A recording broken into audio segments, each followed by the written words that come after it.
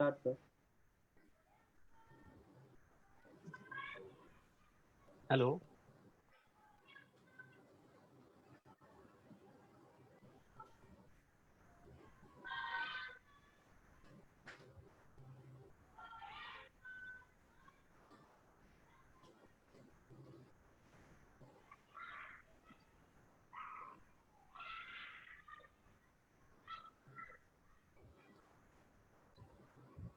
Sir start करा.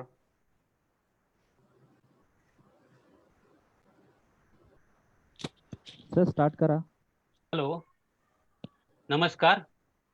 मी विलास पाटील, संपादक मनोविकास प्रकाशन. मनोविकास लाईव्हच्या आजच्या 5व्या भागात आपलं स्वागत करतो. पुस्तकं माणसाला घडवतात, जीवनाला नवा आकार देतात आणि आयुष्य समृद्ध करतात. म्हणून महत्त्वाच्या नाविन्यपूर्ण विषयावरील उत्तमातलं उत्तम दर्जेदार साहित्य वाचकांच्या हाती पडावं, यासाठी मनोविकास प्रकाशन गेल्या 35 वर्षापासून प्रामाणिक प्रयत्न करत आहे. त्याच प्रयत्नाचा भाग म्हणून स्वातंत्र्य सेनानी कमलाताई काकोडकरांचे एक धागा सुताचा हे आत्मचरित्र प्रकाशित केले. कमलाताई काकोडकर या अनिल काकोडकर यांच्या मातुश्री. या आत्मचरित्राचा पुढचा टप्पा म्हणून डॉक्टर काकोडकर यांचाही समग्र आणि अधिकृत प्रवास वाचकांपुढे यावा असं वाटलं. त्यातूनच 5 वर्षापूर्वी या लेखनाचा प्रकल्प अनिता पाटील यांच्यावर मनोविकासने सोपवला. खरं तर तोपर्यंत लेखिका म्हणून त्यांच्या नावावर एकही पुस्तक नव्हतं. मात्र त्यांच्यात दडलेल्या एका चांगल्या लेखिकेला अरविंद पाटकर यांनी बरोबर घेरलं. बालमोहन विद्या मंदिरच्या विद्यार्थिनी असलेल्या अनिताताईंनी रुपारेल कॉलेजातून मराठी साहित्य या विषयात पदवी घेतली. त्यानंतर टाटा सामाजिक संस्थेतून medical and psychiatric social work या विषयात पदव्युत्तर शिक्षण घेतलं आणि भाभा अणुसंशोधन केंद्रातील वैद्यकीय विभागात 30 वर्ष नोकरी केली. 2016 मध्ये त्यांनी स्वेच्छानिवृत्ती घेतली. असा हा प्रवास केलेला अनिता पाटील यांनी अत्यंत मेहनतीने चरित्र ग्रंथाचा हा प्रकल्प पूर्ण केला आणि त्यातून निर्माण झाला सूर्यकोटी समप्रभ द्रष्टा अनुयात्रिक डॉक्टर अनिल काकोडकर हा अत्यंत देखणा आणि दर्जेदार असा चरित्र ग्रंथ. गतवर्षी प्रकाशित झालेल्या चरित्र ग्रंथाला निमित्त ठरवून चरित्र नायकाशी म्हणजे डॉक्टर अनिल काकोडकर सरांशी भविष्यवादी मुक्त संवाद करावा असं आम्ही ठरवलं आणि त्यातून आजच्या या कार्यक्रमाचं नियोजन केलं आहे. तेव्हा काकोडकर सर आणि अनिता पाटील या दोघांचंही मी मनोविकास प्रकाशनाच्या वतीने आजच्या या कार्यक्रमात स्वागत करतो. नमस्कार. नमस्कार. ज्येष्ठ पत्रकार चंद्रशेखर कुलकर्णी यांना या कार्यक्रमासाठी संवादक म्हणून सहभागी होण्याची विनंती आम्ही केली. ती मान्य करत त्यांनी आनंदाने होकार दिला. मी त्यांचंही या कार्यक्रमात स्वागत करतो. पत्रकारितेचा 35 वर्षाचा अनुभव असणाऱ्या चंद्रशेखर कुलकर्णींनी महाराष्ट्र टाइम्स, सकाळ, लोकसत्ता, लोकमत या प्रमुख दैनिकांमध्ये महत्त्वाच्या पदावर काम केलं आहे आणि विपुल लेखनही केलं आहे. प्रभावी वक्ता, स्तंभलेखक, शब्दांकन आणि संपादनाच्या माध्यमातून ग्रंथाच्या सहवादात रमणारा हा पत्रकार. वर उल्लेख केलेल्या एक धागा सुताचा या आत्मचरित्राचं लेखन आणि संपादन त्यांनी केलं आहे. सांगायचा मुद्दा इतकाच की ते मनोविकास प्रकाशनाच्या लेखक परिवारातले एक सदस्य आहेत. शोध पत्रकारितेसाठी त्यांना 4 वर्षे सन्मानित केलं गेलं आहे. जळगाव येथे भरलेल्या 3ऱ्या विज्ञान लेखक साहित्य संमेलनाचं अध्यक्षपदही त्यांनी भूषवलेलं आहे. मी चंद्रशेखर कुलकर्णी यांचं पुन्हा एकदा स्वागत करतो नमस्कार. आणि काकोडकर सरांची वाचकांना ओळख करून देत त्यांनी या संवादाला सुरुवात करावी अशी मी त्यांना विनंती करतो. तत्पूर्वी एकच सूचना मी करतो वाचक प्रेक्षकांना की या दरम्यान तुम्हाला जर काही प्रश्न विचारायचे असतील तर ते जरूर विचारावेत आपल्या कॉमेंट बॉक्समध्ये. फक्त प्रश्न नेमकेपणाने आणि विषयाशी संबंधित असेच विचारावेत ही विनंती. धन्यवाद. चंद्रशेखर कुलकर्णी. नमस्कार. आपल्या सगळ्यांचं या मुक्त संवादामध्ये पुन्हा एकदा स्वागत. मुख्य म्हणजे मला जे सांगितलं की डॉक्टर काकोडकरांची ओळख तुम्ही करून द्या. आता खरं म्हणजे ही जागा ही काही त्यांचा बायोडेटा सांगण्याची जागा नाही किंवा त्यांना पद्मश्री, पद्मभूषण, पद्मविभूषण वगैरे मिळालं, हे सगळे अनुषंगिक गोष्टी आहेत. आणि डॉक्टर काकोडकरांची खरी ओळख सांगायची तर ते खऱ्या अर्थाने वैज्ञानिक दृष्टी ही आपल्या समाजामध्ये रुजावी, वाढावी याच्यासाठी अथक प्रयत्न करत राहिलेला एक अणुशास्त्रज्ञ. आणि अणुशास्त्रज्ञ त्यांना फक्त म्हणणं हे सुद्धा खरं म्हणजे बरोबर होणार नाही. याचं कारण त्यांनी आपल्या मर्यादा किंवा आपल्या भोवती ती चौकट आखून घेतली नाही. म्हणजे त्यांनी शिक्षण, समाज किंवा किंबहुना समाज आणि विज्ञान याच्यामधली दरी कमी करण्याचा प्रयत्न करत राहिलेला शास्त्रज्ञ ही त्यांची खरी ओळख आहे. आणि त्या दृष्टीने आज आपण त्यांच्याशी बोलणार आहोत. त्यामुळे या पुस्तकात काय काय आहे हे खरं म्हणजे तुम्ही पुस्तक वाचल्यानंतर तुमच्या लक्षात येईलच. त्यामुळे त्याची विरुक्ती न करता त्या अनुषंगाने विज्ञान आणि समाज या दृष्टिकोनातून आपण त्यांच्याशी आज बोलणार आहोत. तर सर, तुमचं पुन्हा एकदा मनपूर्वक स्वागत. नमस्कार. एक खरं आत्ताच्या घडीला पडणारा जो प्रश्न आहे, म्हणजे मी इथे आपल्या संवादात सहभागी झालेल्या लोकांचा प्रतिनिधी म्हणून बसलोय, पत्रकार वगैरे या भूमिका मी सध्या बाजूला ठेवतो, की कोरोनाचं जे काही संकट आता आलेलं आहे त्याच्याने मला दिसणारा एक स्वागतार्ह बदल आता असा दिसतोय की सगळी धर्मस्थळं बंद आहेत. होम हवन, कोरोना जाऊ दे, अमुक तमुक, हे सगळीकडे म्हणजे याच्यात कुठला धर्म किंवा लोकांच्या श्रद्धा याच्याशी मी फार त्याच्यावर टीका नाही करत आहे. पण आता सगळ्या जगाचे डोळे हे विज्ञानाकडे लागलेले आहेत. म्हणजे प्रत्येकाच्या मनात तो विज्ञान निष्ठा असला नसला तरी त्याच्या मनात येणारा पहिला प्रश्न असा आहे, त्याची लस कधी येणार, याचं औषध कधी येणार. तर सुदैवाने लोक आता विज्ञानाकडे आशेने बघायला झालेली आहे. तर ह्याच्यात सुद्धा आम्ही पत्रकार म्हणून किंवा लोक व्हॉट्सअप वरती किंवा समाज माध्यमावरती लिहित असतात आणि सांगत असतात याची लस मिळाली, त्याचं औषध अमक्या देशात तयार झालंय. तर याच्याकडे तुम्ही कसं बघता? म्हणजे विज्ञान हे सगळं आम्हाला विज्ञान समजत नाही म्हणून याच्याकडे आम्ही बघतो या पद्धतीने, की त्यातलं जे विज्ञान आहे ते आमच्यापर्यंत पोहोचलेलंच नाहीये. तुम्ही कसं बघता याच्याकडे? नाही, असं आहे की एक तर म्हणजे अशा प्रकारचे पॅन्डेमिक्स पूर्वी झाले नाहीत असं नाही, पण ते इतक्या पूर्वी झालेले आहेत की आजची जी पिढी आहे त्याला काही त्याचा अनुभव नाही. आणि त्यामुळे त्या पॅन्डेमिक्सशी सामना करायचा तर तो कसा करायचा. आणि आता हे सगळ्यांना माहिती आहे की त्याची एकदा लस सापडली कोविड-19च्या कंट्रोल करण्यासाठी तर अर्थातच आपलं बऱ्याच अंशी काम साध्य होईल.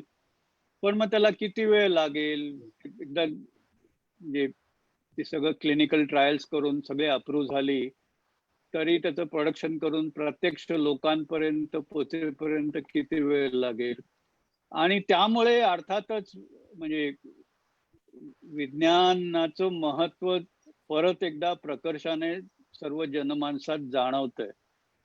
कारण बऱ्याच वेळेला असंही होतंय ना की आता आपण याचा सामना कसा करतोय की आपल्याकडे अनुभवी तज्ञ डॉक्टर आहेत, ते लोक जगातल्या इतर डॉक्टरांची त्यांचा म्हणजे अनुभवाची देवाणघेवाण आहे. कारण हा प्रॉब्लेम फक्त भारतापुरता मर्यादित नाहीये. आणि मग त्यांनी तिकडे काय करतात, ते त्यांचे काय अनुभव आहेत, आपण काय करतो, आपले काय अनुभव आहे, असं करून त्या मार्गाने संबंध जग पुढे चाललेलं आहे. तो पण एक विज्ञानाचाच मार्ग आहे. पण प्रयोगशाळेमध्ये लस शोधून काढणं आणि ती क्लिनिकल ट्रायल्स मध्ये सिद्ध करणं हा पण एक विज्ञानाचा मार्ग आहे आणि ते लोकांना आता जाणवायला लागलंय.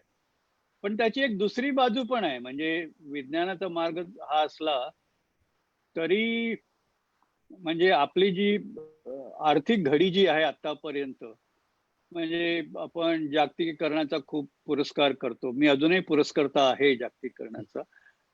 पण ज्या प्रकारे आपलं अर्थकारण चालू आहे, आपलं म्हणजे आपलं भारताचंच नव्हे, संबंध जगाचं, आणि आपल्या इथे भारतामध्ये विशेषतः आपण जे बघितलं की आपल्या इथे डेली वेज वर्कर्स, त्यांच्या नोकऱ्या गेल्या, मग तिथे शहरांमध्ये त्यांचं जगायचं साधन गेल्यानंतर मग प्रत्येक जण आपापल्या घरी जावंसं वाटलं खेड्यामध्ये, आणि ते स्थलांतरण, आणि मग डेस्परेट स्थलांतरण सुरू झालं. पायी पायी सुद्धा शेकडो किंवा काही जण इव्हन त्याच्या हजारो किलोमीटर त्यांची तयारी होती जायची. काही लोक मध्ये वाटेत मृत्युमुखी पडले. व्हिडिओ ऑन असला की दिसताना बोललेलं. तर हे म्हणजे एक हा पण एक नवीन अनुभव आहे की बा आपल्या अर्थकारणात कुठे काही चुकलं का, आणि ते पण सगळ्यांना जाणवायला लागलंय. म्हणजे महात्मा गांधींनी त्यांच्या काळात अर्थकारणाचं एक तत्वज्ञान सांगितलं होतं. अर्थात त्यांनी जे काही सांगितलं ते त्या काळच्या परिस्थितीनुरूप होतं, पण त्याचं जे बेसिक तत्वज्ञान आहे ते मला वाटतं आता प्रकर्षाने जाणवायला लागलंय. आणि आजकाल आता मी लेख वाचतो बरेच, आणि ते सगळेजण आता सांगायला लागलेत की आता we should think about social contract, we should think about worrying about the grassroots. तर कुठेतरी इतिहासाची चक्र परत फिरली असं मला वाटतं. तर म्हणजे या करोना पॅन्डेमिकचा एक त्याची वैज्ञानिक बाजू आहे, जाणवायला लागली समाजाला, पण त्याची ही दुसरी सामाजिक बाजू आहे ज्याचा अर्थकारणावर फार मोठा प्रभाव आहे, ते पण समाजाला जाणवायला लागलंय. आणि मला वाटतं या दोन्ही दृष्टीने या म्हणजे करोनाच्या प्रश्नावर बघायला पाहिजे आपल्याला. नाही, माझा विचारण्याचा आणखी एक हेतू असा होता की आम्हाला आमचं जे प्रबोधन करायला पाहिजे वैज्ञानिकांनी या विषयामध्ये, की ही लस यायला किती वेळ लागतो, म्हणजे आम्ही येणाऱ्या बातम्यांकडे कसं बघायचं. कारण मला याला जर समजा जगाला काहीतरी इतिहास आहे याचा, की एखादी लस तयार करण्याची प्रक्रिया सुरू झाल्यानंतर ती लस प्रत्यक्ष बाजारात येण्याचा एक कालावधी असेल, त्याचा कमीत कमी कालावधी आणि जास्तीत जास्त कालावधी हे दोन्ही इतिहासामध्ये त्याची औषध निर्मितीच्या इतिहासात नोंद असणार. तर हे जर आम्हाला सांगितलं नाही गेलं तर आम्ही येणाऱ्या प्रत्येक बातमीवरती म्हणजे विज्ञानावरची नवी अंधश्रद्धा आम्ही सुरू करतो. तर हे काम बरोबर आहे. नाही पण बरोबर आहे, पण माध्यमातनं म्हणजे वैज्ञानिकांचे आपल्या इथल्या तसंच परदेशातल्या आणि विशेषतः जे वैज्ञानिक लस शोधण्याच्या कामात किंवा औषधं, म्हणजे एखाद्याला झाला तर त्याला ट्रीटमेंट करण्यासाठी औषधं पण लागतात, तर त्या संशोधनात जे गुंतलेले आहेत त्यांचे बरेचसे इंटरव्ह्यू माध्यमातनी म्हणजे घेतलेले आहेत आणि ते आणलेत लोकांपुढे. अर्थात जोपर्यंत प्रत्यक्ष कोणी सांगत नाही की आता हे झालंय, सिद्ध झालंय, अप्रूव्ह झालंय, उद्यापासून तुम्हाला बाजारात मिळणार, तोपर्यंत त्याच्यामध्ये थोडी अनिश्चितताही असणारच. कोणी म्हणतं 6 महिन्यात येईल, कोणी म्हणतं वर्षभर लागेल. काही लोक म्हणतात की आम्ही आमचं प्रोडक्शन आत्ताच सुरू करतोय, म्हणजे मग आपल्याला अप्रुव्हल मिळालं की ते लगेच लोकांपर्यंत पोहोचवता येईल. सगळ्या प्रकारच्या गोष्टी चालू आहेत खरं म्हणजे, पण अनिश्चितता तरी आहेच आहे. म्हणजे ती रिअल स्टोरी. दुसरा एक मुद्दा असा होता, म्हणजे आपण ज्या चरित्राच्या अनुषंगाने या मुलाखतीचा आज घाट घातला मुक्त संवादाचा, तर ते त्या चरित्राचं एक अंग असं आहे किंवा किंबहुना चरित्रलेखनाची जी काही मराठीतली किंवा एकूणच जगभरातली परंपरा जर आपण पाहिली तर पुष्कळदा विशेषतः मराठीत आपल्याला असं बघायला मिळतं की माणूस हयात असताना त्याचं चरित्र येणं हे तसं दुर्मिळ असतं, किंवा मग त्याच्या मागे हेतू वेगळे असू शकतात वेगवेगळ्या पद्धतीचे, की त्याच्यातून वाद निर्माण होईल याची हमखास हमी असलेली चरित्र येऊ शकतात, किंवा काही जण त्याच्यावर टीका करतात की याच्यात सगळं सत्य आलेलं नाही, म्हणजे सत्य हे फारच थोडं दिलेलं आहे. तर अशा परिस्थितीमध्ये चरित्र लेखनाच्या संदर्भात विशेषतः तुमचा जो विषय होता किंवा तुम्ही ज्याच्यात आयुष्यभर काम केलं, अणुशास्त्रज्ञ म्हणून, की ज्याचा भारताच्या अणु कार्यक्रमाशी संबंध आहे किंवा इतर अनेक संवेदनशील गोष्टींशी तुमचा थेट संबंध आला, त्याचे शिल्पकार म्हणून जग तुमच्याकडे बघतं.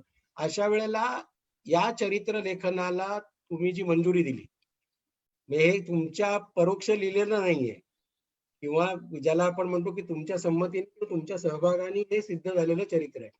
मग तुमची स्वतःची चरित्र लेखनाच्या संदर्भामधली की एखाद्या माणसाचं चरित्र कधी यावं, काय यावं का येऊ नये, हयात असलेल्या माणसाच्या बाबतीत काय असावं, याच्याबद्दल तुमची स्वतःची काही भूमिका आहे? हो, माझी नक्कीच भूमिका आहे. कारण असं आहे की म्हणजे विशेषतः माझ्या कारकिर्दीत मला म्हणजे जी काही चॅलेंजेस त्यांना समोर जायला लागलं मला, त्याच्यामध्ये म्हणजे सर्व्हिसमध्ये असेपर्यंत समाज माध्यमातनं त्याच्यावर खूप चर्चा झाली वेगळ्या वेगळ्या बाजूनी. आणि अर्थातच म्हणजे त्या वेळेच्या प्रसंगानुरूप कुठे कुठे जेव्हा वाटलं की बा आपण याचं एक स्पष्टीकरण दिलं पाहिजे, पुढे आणलं पाहिजे, तेव्हा तसं समाज माध्यमांशी मी तेव्हाही बोललोय, नाही असं नाही.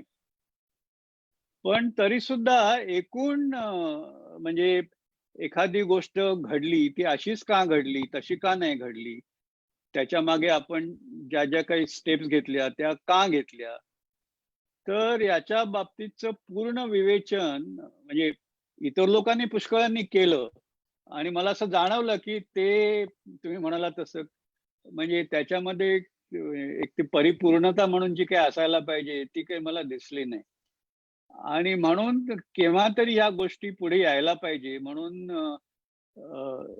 डॉक्युमेंटेशन करायला हवं असं मला एका परीने वाटायचं. दुसऱ्या परीने असं पण वाटायचं तुम्ही म्हणाला तसं की म्हणजे चरित्र म्हटलं की एक डॉक्युमेंटेशन, मी हे केलं, मी ते केलं, मी ते केलं वगैरे, तर त्याच्यामध्ये तो मी नसावा असं पण खूप वाटायचं. आणि त्याच्यामध्ये एक तिसरी महत्वाची बाजू होती आणि ती म्हणजे की आपण जे काही शिकतो आणि शिकून एखादे प्रावीण्य मिळाल्यानंतर मग त्याचा उपयोग आपापल्या कामासाठी आपण करतो.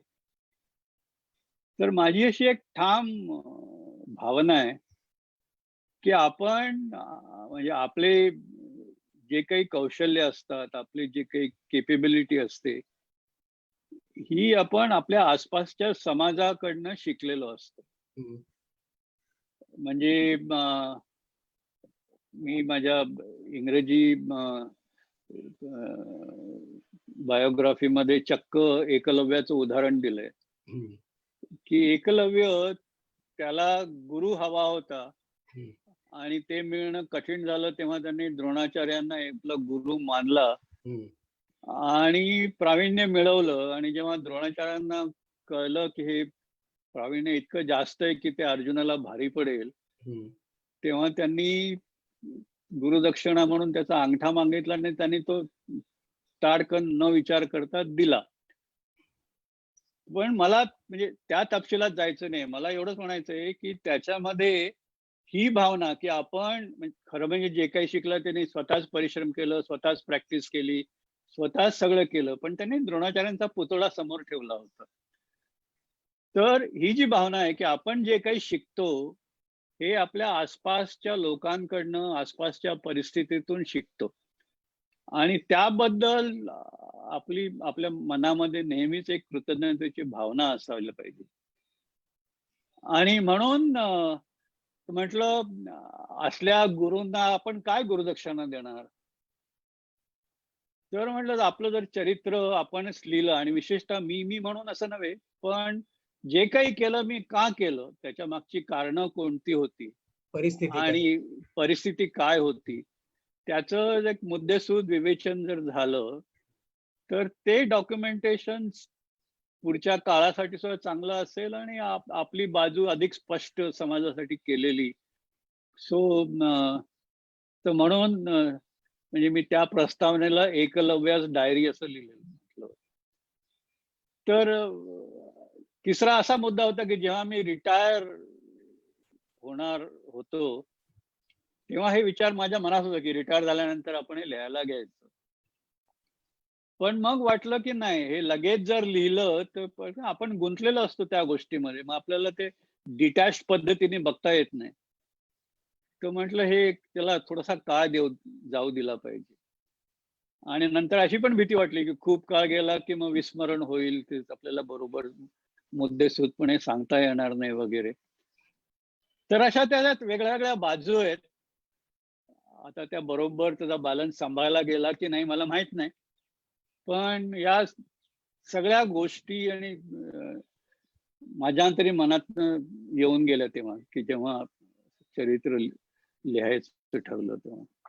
हे तुमच्या पुरतं तुम्ही सांगितलं, पण तुम्ही ज्या वेळेला वाचक म्हणून किंवा एक समाजाचा भाग म्हणून अणुऊर्जा आयोगाचे अध्यक्ष म्हणून निवृत्त झाल्यानंतर त्यातले संवेदनशील भाग, त्यातला तपशील वगैरे हे सगळे मुद्दे हे लक्षात घेण्याजोगे.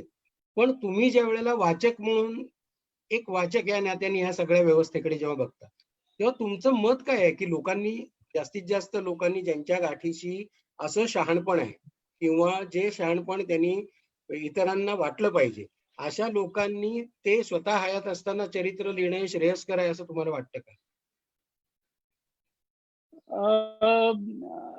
याचं उत्तर मी हो आणि नाही असं देईन. कारण याच्यामध्ये असं अगदी ठामपणे म्हणजे असं आहे की कुठलीही गोष्ट ज्या पद्धतीने आपण मांडतो त्याच्यावर हे अवलंबून आहे. आणि त्याच्यामध्ये म्हणजे लोकांना काय मिळतं याच्यावर पण ते अवलंबून आहे. त्यामुळे म्हणजे I would say yes and no. पण एक गोष्ट मात्र नक्की, कारण बऱ्याच वेळेला काय होतं की आपण जेव्हा म्हणजे निवृत्त होतो तेव्हा निवृत्ती म्हणजे काय, तर किंवा आता निवृत्त झाला, आता मला या सगळ्या गोष्टीशी काही घेणं देणं नाही, तर मी ती भूमिका नाही घेतली. कारण असं आहे की जर आपण एखादी गोष्ट समाजाच्या उपयोगाची किंवा राष्ट्राच्या उपयोगाची अशी केली तर त्याच्याबद्दल आपली स्वतःची काही मतं ही बनलेलीच असतात. आणि त्यामुळे त्या बाबतीत आता निवृत्ती झाली म्हणजे मी उदासीन आहे अशी भूमिका घेणं मला वाटतं बरोबर नाही.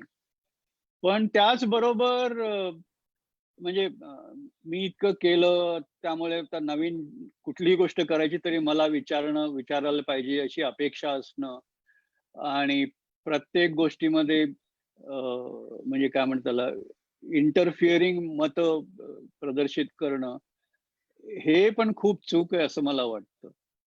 त्यामुळे मी रिटायर झाल्यानंतर माझ्या सगळ्या सहकाऱ्यांना एक नवीन शब्दप्रयोग सांगितलं आणि कारण ते लोक खूप यायचे, अजूनही येतात आणि मी बोलतो त्यांच्याशी, नाही असं नाही, पण त्यांच्या काही अपेक्षा असतात. तर मी त्यांना सांगतो की भाई तुमच्या अपेक्षा मी पूर्ण नाही करणार.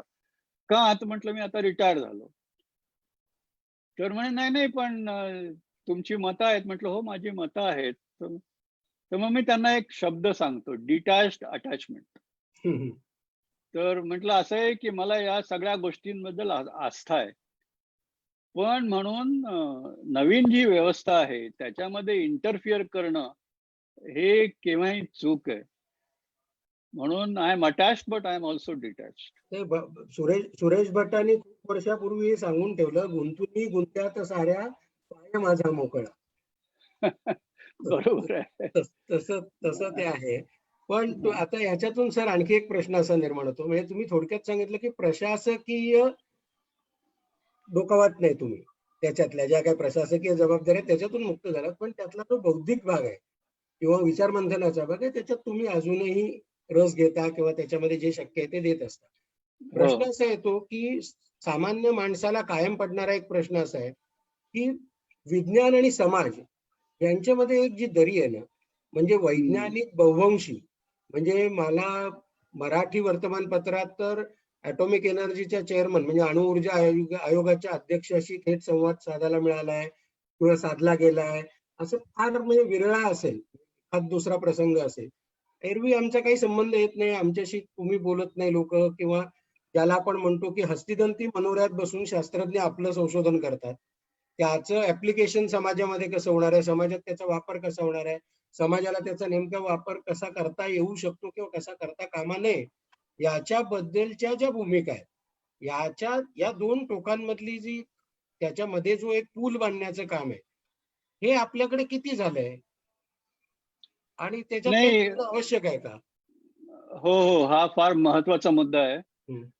आणि मला असं वाटतं की म्हणजे भारतासारख्या देशाला की आता म्हणजे आपण प्रगती पथावर आहोत, आपल्याकडे तरुण मंडळींची संख्या मुबलक आहे, डेमोग्राफिक डिव्हिडंड आपण त्याला म्हणतो, आणि त्यामुळे त्याच्या आधारे आपण खूप मोठा पल्ला गाठू शकतो.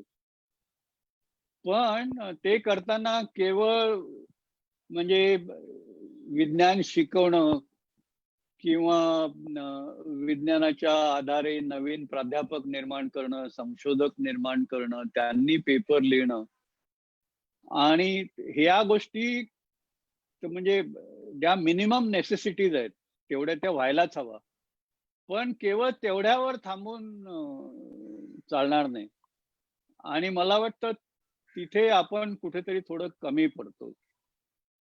पाश्चात्य म्हणजे जे पाश्चात्य देशात किंवा पूर्वात्य देशात सुद्धा ज्याला आपण टेक्नॉलॉजिकली ऍडव्हान्स देश म्हणतो, पुढारलेले देश म्हणतो, त्यांच्यामध्ये जे काही म्हणजे तिथली विद्यापीठ जर बघितली तर तिथे संशोधन होतं, त्याच्यामध्ये दोन्ही प्रकार असतात. प्रत्येक जण आपापल्या विषयातलं संशोधन करतो आणि ते ज्ञान पुढे नेतो, पण त्याचबरोबर त्याच विद्यापीठामध्ये एक ज्याला आपण ग्रुप रिसर्च म्हणू, सांघिक संशोधन, वेगळ्या वेगळ्या विषयातले तज्ज्ञ एकत्र बसून संशोधन करतात. आणि त्याचं कारण असं आहे की समाजापुढचे जे प्रश्न आहेत, देशापुढचे जे प्रश्न आहेत, ते प्रश्न असतात. ते प्रश्न काही फिजिक्सचा प्रश्न आहे, केमिस्ट्रीचा प्रश्न आहे, असे त्याचे वेगवेगळे भाग नाही करता येणार तुम्हाला. तुम्हाला म्हणजे एक एखादा सामाजिक प्रश्न आहे तर त्याच्यामध्ये वैज्ञानिक बाजू असू शकते. एखादा म्हणजे डिफेन्स बद्दलचा प्रश्न आहे, त्याच्यामध्ये मेकॅनिकल इंजिनिअरिंगची बाजू असू शकते, प्रॉपल्शनची बाजू असू शकते. असे अनेक अंग आहेत त्याच्यामुळे. आणि त्यामुळे जो कुठला प्रश्न आपल्या समोर आहे, आपल्याला सोडवायचा आहे, मग तो सोडवण्यासाठी म्हणून जेवढ्या विद्याशाखांची गरज आहे आपल्याला, त्या सगळ्या लोकांनी एकत्र बसून ते संशोधन केलं पाहिजे. ते आपल्याकडे आता सुरू झालेलं आहे, नाही असं नाही, पण ज्या प्रमाणात व्हायला पाहिजे त्या प्रमाणात होत नाही. आणि दुसरं की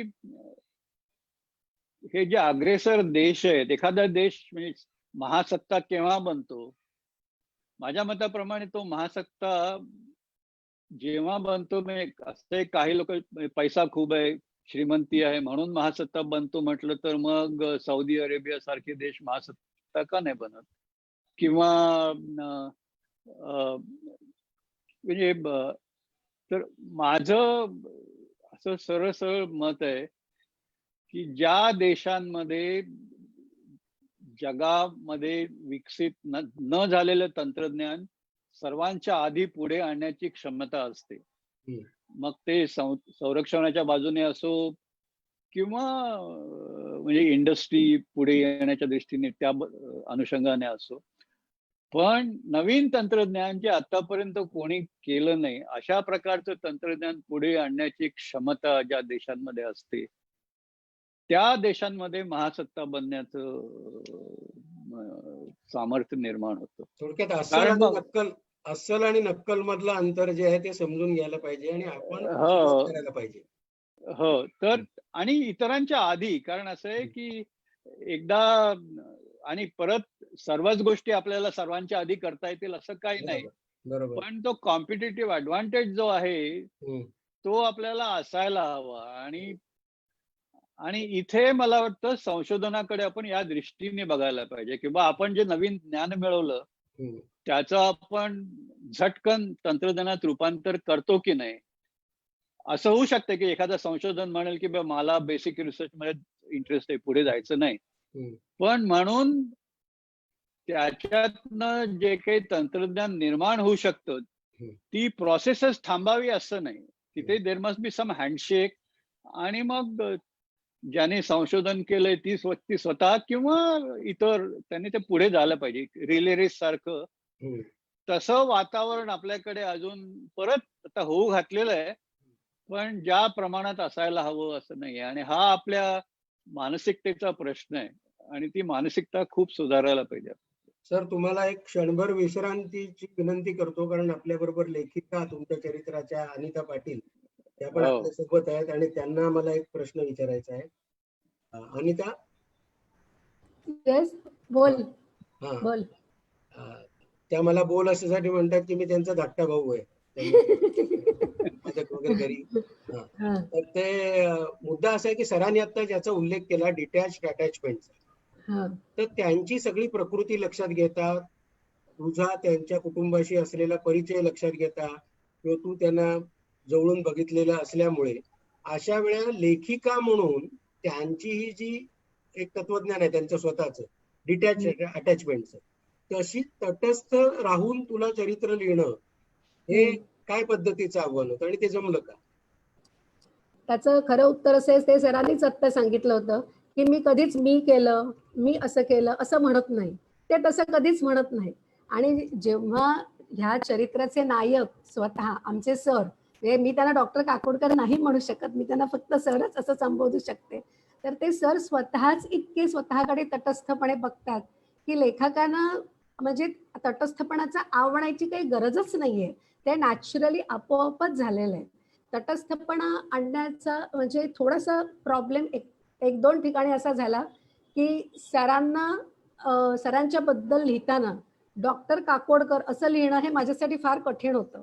म्हणजे माझ्या ज्या काही सुरुवातीच्या वह्या आहेत तिथे सगळीकडे मी सरच लिहिलेलं आहे, पण लॅपटॉपवर टाईप करताना अगदी शांतपणे एक क्षणाचा पॉज घेऊन तिथे मग मी डॉक्टर काकोडकर असं लिहित असे.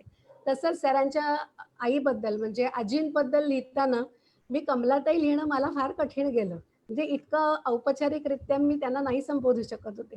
तर तिथे वह्यांमध्ये सगळीकडे आजीच आहे आणि पुस्तकासाठी चरित्रासाठी म्हणून मात्र मला तिथे कमलाताई असं लिहायला लागलं.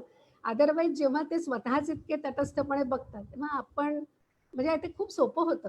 तसं मला काही फार कष्ट नाही लागले तसं करायला. आणि ते म्हणाले ना सर की खरंच ते कधीही मी असं केलं, मी असं केलं ह्याचा त्यांनी कधीही उल्लेख केला नाही.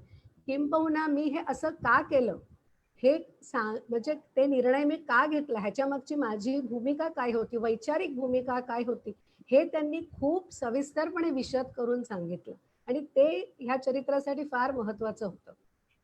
धन्यवाद सर. पुन्हा तुमच्याकडे येतो की त्याच्यातला एक तुम्ही आता जो एक आपल्याकडची जी काही धारणा असतात किंवा ज्या पद्धतीने काम होत असतं, तर त्याच्यामध्ये एक जो विचार आहे की म्हणजे तुम्ही मगाशी बोलताना आंतरशाखीय असा जो उल्लेख केला की माझा विषय ते म्हणजे माझं स्पेशलायझेशन आणि मी तेवढा पुरताच विचार करणार आणि मी बाकीच्या अवतीभवतीचे ज्या गोष्टी आहेत किंवा भवतालाचा मी विचार करणार नाही. म्हणजे थोडक्यात आपली जी परंपरा आहे शिक्षणातली की एकतर 3.5 मार्काला ज्ञानेश्वर आणि 1.5 मार्काला तुकाराम असतो, त्यामुळे ते ऑप्शनला टाकता येतात. त्यामुळे ह्याच्या भूगोलाशी माझा काय संबंध किंवा इकॉनॉमिक्सशी माझा काय संबंध असं जर शास्त्रज्ञ म्हणायला लागले तर ते चालू शकते का? मग तुमच्यासारखा माणूस ज्यांनी अणु करार केला किंवा जिओ पॉलिटिकल भान तुम्हाला होतं किंवा आपण करत असलेल्या गोष्टींचे भारताच्या अर्थशास्त्रावर किंवा जगाच्या अर्थशास्त्रावर नेमके काय परिणाम होऊ शकतात, मग त्याच्यात पेट्रोल डिझेलच्या दरापासून ते विजेच्या दरापर्यंतचे अनेक मुद्दे आहेत. हे तर खूप आमच्याशी थेट संबंध असणार आहे. त्याच्या पलीकडचं म्हणून युरेनियमच्या खरेदीपासूनचं जे अर्थशास्त्र, तर या सगळ्याचा एकत्रितपणे विचार करण्याची सवय आम्ही आमच्या वैज्ञानिकांना लावली आहे का? आणि ते शिक्षण मला मग ते IIT असेल नाही तर माझी शाळा असेल इथे मला मिळतंय का खरंच? मगाशी म्हटलं तसं की म्हणजे आपल्या इथलं इतिहास जर बघितला किंवा आपल्या इथली एकूण मानसिकता जर बघितली तर हा खरोखर फार मोठा प्रश्न ऍटलिस्ट होता, मला वाटतं अजूनही आहे. अर्थात त्याच्यामध्ये खूप बदल आणि झपाट्याने बदल होतोय हेही तितकंच खरं. कारण आता आपण एंटरप्रेन्योरशिपवर खूप भर देतोय. बरीचशी तरुण मंडळी स्टार्टअप्स निर्माण करतात आहेत. आता ते स्टार्टअप निर्माण केल्यानंतर फक्त माझी ही आयडिया आहे आणि मी मेकॅनिकल इंजिनियर आहे किंवा जे काही विषयात माझं प्रावीण्य आहे, तर तेवढं बघून बाकीच्या गोष्टी बघणार नाही असं जर त्यांनी भूमिका घेतली तर ते स्टार्टअप कधीच निर्माण होणार नाही. आणि त्यामुळे याला मी कल्चरल ट्रान्सफॉर्मेशन म्हणतो. हे कल्चरल ट्रान्सफॉर्मेशन हळूहळू घडतंय आणि IIT सारख्या संस्थांमधनं हे फार झपाट्याने घडतंय. म्हणजे एक 10-15 वर्षापूर्वीची IIT आणि आजची IIT याच्यामध्ये खूप फरक आहे. तर तो फरक नक्कीच होतोय. प्रश्न फक्त एवढा आहे की म्हणजे असं आहे की कुठलाही बदल जर घडवायचा तर कुठल्याही सिस्टीम मध्ये, संस्था म्हणा किंवा कुठल्याही सिस्टीम मध्ये, तिथे काही प्रस्थापित असतात आणि त्यांचा पगडा असतो त्या सिस्टीमवर. आणि हे जे बदल घडवणारे जे असतात ना, ही सहसा ही तरुण मंडळी असतात. त्यामुळे परत म्हणजे ही तरुण मंडळी आहे, त्यांना अनुभव किती, त्यामुळे अनुभवी लोकांचं ऐकायचं का नाही ऐकायचं, कारण त्यांचं अनुभवाचं सुद्धा त्याचं पण एक महत्व आहे. पण ऍट द सेम टाइम ही जुनी मंडळी, त्यांना नवीन गोष्टी अडॉप्ट केल्या तर स्वतःच्या बद्दलच इन्सिक्युरिटीचं फिलिंग निर्माण होतं. त्यामुळे हे लोक काही करणार नाही. तर हा एक मोठा प्रश्न आहे आणि हा मला वाटतं सायंटिफिक मॅनेजमेंटमध्ये विशेषतः हा एक विशेष प्रश्न आहे. कारण तुम्हाला म्हणजे तरुण मंडळींना बरोबर घेऊन त्यांच्या कल्पनांना वाव देऊन पुढे जाण्याशिवाय म्हणजे त्याशिवाय पर्याय नाहीये. पण त्याच्याने जे एक म्हणजे इन्सिक्युरिटी निर्माण होते प्रस्थापितांच्या मध्ये आणि त्याच्यातनं एक रेजिस्टन्स निर्माण होतो, तर त्याला पूर्ण इग्नोर करायचं का, त्याला पूर्ण बाजूला टाकायचं का, हा पण एक मोठा प्रश्न आहे. अर्थात कधी कधी अशी वेळ येते की ते आपल्याला इग्नोर करून बाजूला ढकलायला लागतं, त्याच्यामध्ये म्हणजे पर्याय नसतो. पण बाय अँड लार्ज हेल्दी वातावरण मेंटेन करण्यासाठी म्हणून हे बॅलन्स राखता आलं पाहिजे आणि ते त्याच्यात पण आपल्याला अजून बरंच शिकायचंय असं मला वाटतं. आपण या प्रश्नाकडे पुन्हा वेगळ्या पैलूचा एक विचार करूया, पण त्याच्यापूर्वी एक वाचकांचा प्रतिनिधी किंवा हे कार्यक्रमात सहभागी झालेल्या लोकांचा एक प्रतिनिधी म्हणून मला तुम्हाला विचारायचंय की तुमचं नाव घेतल्यानंतर, म्हणजे तुमचंच असं नाही, ओपनहायमर पासून पेटना असतील, डॉक्टर रामण्णा असतील किंवा तुमचं नाव असेल, ही नावं घेतल्यानंतर आमच्या डोळ्यासमोर येतो तो अनुभव किंवा आपण केलेली चाचणी असं आपण त्याला म्हणू. पण आम्हाला त्याच्याविषयी फार काय माहित नसतं. पण आम्हाला एक कुतूहल असं असतं की आम्ही जे काही शब्दप्रयोग करतो की भारताच्या बाबतीमध्ये बुद्ध हसला, मग बुद्ध पुन्हा हसला आणि भारताच्या आण्विक अणुसामर्थ्याचा हा सामर्थ्यशाली हुंकार आहे.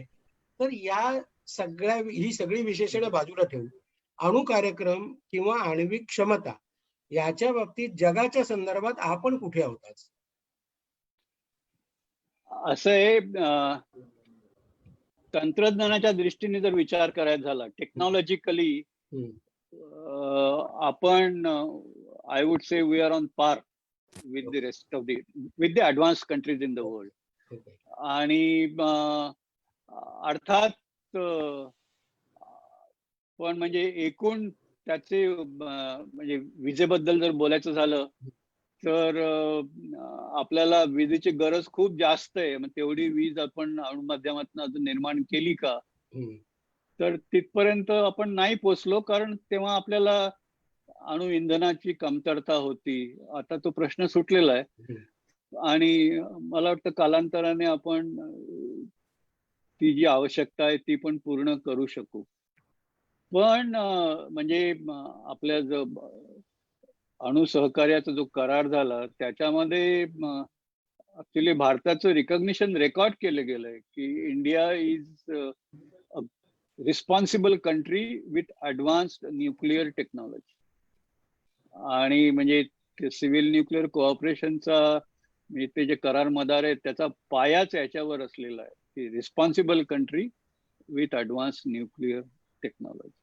नाही पण त्यामुळे जे हा स्वतःला आधीपासून रिस्पॉन्सिबल मानतात पण ज्यांच्याकडे आपल्या आधीपासून ही क्षमता होती ते शक्यतो त्या क्लबमध्ये दुसऱ्याला येऊ देत नाहीत ना. म्हणजे आपण जसं म्हणतो की माझ्याकडे टेलिफोनची लाईन आल्यानंतर आहेत त्या लाईन चालवा आणि मग नंतर नवीन द्या, आधी कशाला देत आहे. तर नव्याला येऊ न देणं आतमध्ये त्या वर्तुळामध्ये हे जी रेटारेटी असते त्याचा आपण पुढून उरलोय का?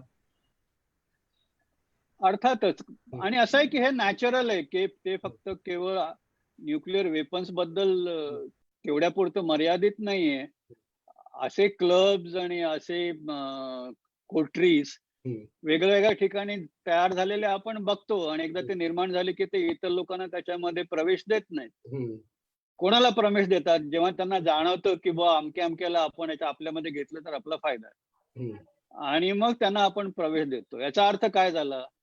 याचा अर्थ हाच झाला की स्ट्रेंथ रिस्पेक्ट स्ट्रेंथ. आणि थोड्याफार फरकाने भारताच्या बाबतीत पण हेच झालं. म्हणजे भारताने न्यूक्लिअर वेपन्स निर्माण करावे की नाही तर जगाचं मत स्पष्ट नाही असंच होतं. पण भारताने ती किमया साध्य केली आणि ती किमया साध्य करताना आपण केलेला कुठलाही करार मोडलेला नाही. म्हणजे आपण तर त्यामुळे भारतापुरतं जर बोलायचं झालं तर we have done it in following complete legitimate means and that is why we are advanced country with responsible country with advanced nuclear technology. पण त्याच्यानंतर जगाचा रोष ओढला आपल्याकडे ना. सँक्शन्स तर आलीच पण मग नंतर जेव्हा कळलं की भारत मोठा देश आहे, भारत जिओपॉलिटिकली महत्वाचा देश आहे, भारतामध्ये अर्थकारण फार मोठं आहे आणि ते आणखीन मोठं होण्याची शक्यता आहे. मग जर आपण भारताला वाईट टाकलं तर भारताचं नुकसान आहे का आपलं नुकसान आहे याचा जेव्हा जगाने विचार केला तेव्हा त्यांना असं वाटायला लागलं की नाही आपण भारताला बरोबर घेतलं पाहिजे. तर ही मानसिकता बरोबर म्हणजे कुठेही कोठरी जी निर्माण होते त्याच्यामध्ये जी मानसिकता असते मग ती 8-10 माणसांची कोठरी असो किंवा देशांची कोठरी असो किंवा इतर कसं असो तर तीही मानसिकता मला वाटतं एकाच प्रकारची आहे. आणि आपल्याला जर आपला हेतू साध्य करायचा झाला तर नाही तुमचं जे आहे ते कायद्याला धरून नाहीये, नैतिकतेला धरून नाहीये असल्या भाषा आंतरराष्ट्रीय वर्तुळात त्याची किंमत शून्य असते. त्यांना जाणवतं म्हणजे रिलेटिव्ह फायदे आणि तोटे आणि त्याच्यामध्ये आणि तुमचं सामर्थ्य किती या बळावर सगळ्या गोष्टी घडत असतात. याला जोडून त्याच्यातलाच सर अनुषंगिक प्रश्न असा आहे की मला कल्पना आहे की तुम्ही काय लष्करी सामर्थ्यावरती वगैरे अधिकारवाणीने भाष्य करायला उत्सुक आहात की नाही मला माहित नाही. पण आपण जो काही क्षेपणास्त्राचा कार्यक्रम केला किंवा आपली आण्विक सामर्थ्य आहे या सगळ्याच्या तुम्ही ज्या वेळेला जगातल्या अत्याधुनिक देशांच्या बरोबर ऍडव्हान्स कंट्रीजच्या ऍट पार आहोत म्हणतो तर त्याच्यात चीन पण आला का? हो अर्थातच. असं आहे की आपण त्याचं डिप्लॉयमेंट किती करायचं हा पॉलिसीचा भाग आहे. पण आपली टेक्नॉलॉजी कुठल्या दर्जाची आहे या दृष्टीने बघितलं तर I think we are on par absolutely. पण मगाशी तुम्ही जो तत्वज्ञानाचा किंवा गांधीजींचा एक उल्लेख केला तर मला त्या अनुषंगाने तुम्हाला असं विचारायचं की तुम्ही निर्माते आहात, तुम्ही म्हणजे शास्त्रज्ञ. एक क्षेपणास्त्र असतील, अणूची संहारक अस्त्र असतील, काय जे आपण निर्माण केलं असेल ते निर्माण करणं तुमच्या हातात आहे, त्याचा वापर दुसरे करणार आहे. असं आहे दुसरे म्हणजे भारतीयच करणार आहेत. हो बरोबर आहे ना. पण भारतीयांनी निर्माण केलं आणि त्याचा वापर पण भारतीयच करणार आहे आणि त्यामुळे आपण या प्रश्नाकडे भारताने हे करावं का या दृष्टीने आपण बघूया. आणि असं आहे की म्हणजे परत मगाशी जो मुद्दा तोच मुद्दा परत येतो की आपल्याला आपली संरक्षण सिद्धता याची व्यवस्था कोण करणार? भारतालाच करायला पाहिजे. आपण अशी अपेक्षा की कोणीतरी येऊन आपल्याला संरक्षण देईल अशी अपेक्षा ठेवूच नाही. कारण तशी अपेक्षा असली आणि त्या दिशेने आपण जर कोणाचं मांडलिक तत्व मान्य केलं तर त्याची पण एक किंमत आहे, त्याची पण एक मोठी किंमत यायला लागते आणि मग त्याचे पण परिणाम होते. तर हा एक नॅशनल पॉलिसीचा मुद्दा आहे आणि एकदा आपण ठरवलं की आपण आपल्या तत्वांप्रमाणे आपल्या तत्वज्ञानाप्रमाणे पुढे जाऊ तर मग आपली संरक्षण सिद्धता आपणच करायला हवी. तर हा एक म्हणजे हे त्याच्या मागची एक मोठी बाजू आहे. पण लक्षात घ्या अजूनही भारत म्हणजे ज्याला आपण म्हणतो टोटल न्यूक्लिअर डिसआर्ममेंट, बरोबर, निशस्त्रीकरण ही आण्विक निशस्त्रीकरण, तर भारताची पॉलिसी अजून पण तीच आहे. म्हणजे असं आहे की एनपीटी मध्ये सुद्धा ते in a manner of speaking अंतर्भूत होतं की ते हळूहळू जग निशस्त्रीकरणाकडे जाईल. पण प्रत्यक्षात ते घडलं नाही आणि एनपीटी इनडिफिनिटली एक्सटेंड झाली. बरोबर. आता अशा परिस्थितीत आणि परत भारताभोवतीची परिस्थिती त्या काळातली 98 सालातली जर लक्षात घेतली तर भारतापुढे काही पर्याय नव्हता. त्यामुळे बऱ्याच वेळेला मी भारताला रिलक्टंट न्यूक्लिअर पॉवर असं डिस्क्राईब करतो. पण म्हणजे भारताची भूमिका तीच आहे, अजून सुद्धा तीच आहे.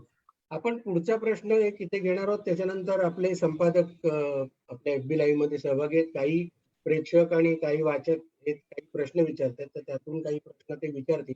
त्याच्यापूर्वी फक्त एक मगाशी तुम्ही जो स्थलांतरित मजुरांचा किंवा शहरी भाग, ग्रामीण भाग किंवा छोट्यातला छोटा माणूस आणि आपल्या सगळ्या ज्या काही व्यवस्था आहेत याचा जो एक संदर्भ दिला, तर त्या दृष्टीने मला विचारायचं आहे की आपण जे काही वैज्ञानिक म्हणून निर्माण करतो, म्हणजे एकीकडे आपण चांद्र मोहीम आखतो, मंगळावर जायच्या गोष्टी करतोय आणि वीज असेल, अणुशक्ती असेल, अणुबॉम्ब असेल, याच्या पलीकडे शास्त्रज्ञांचं काय योगदान असतं किंवा असायला पाहिजे. म्हणजे माझा रोख हा तुम्ही खेड्याकडे चला हे वेगळ्या पद्धतीने जे खेडी स्वयंपूर्ण करण्याच्या बाबतीमध्ये जो काही तुमचा विचार आहे त्याच्याबद्दल तुम्ही थोडं सांगाल का, विलेज बद्दल?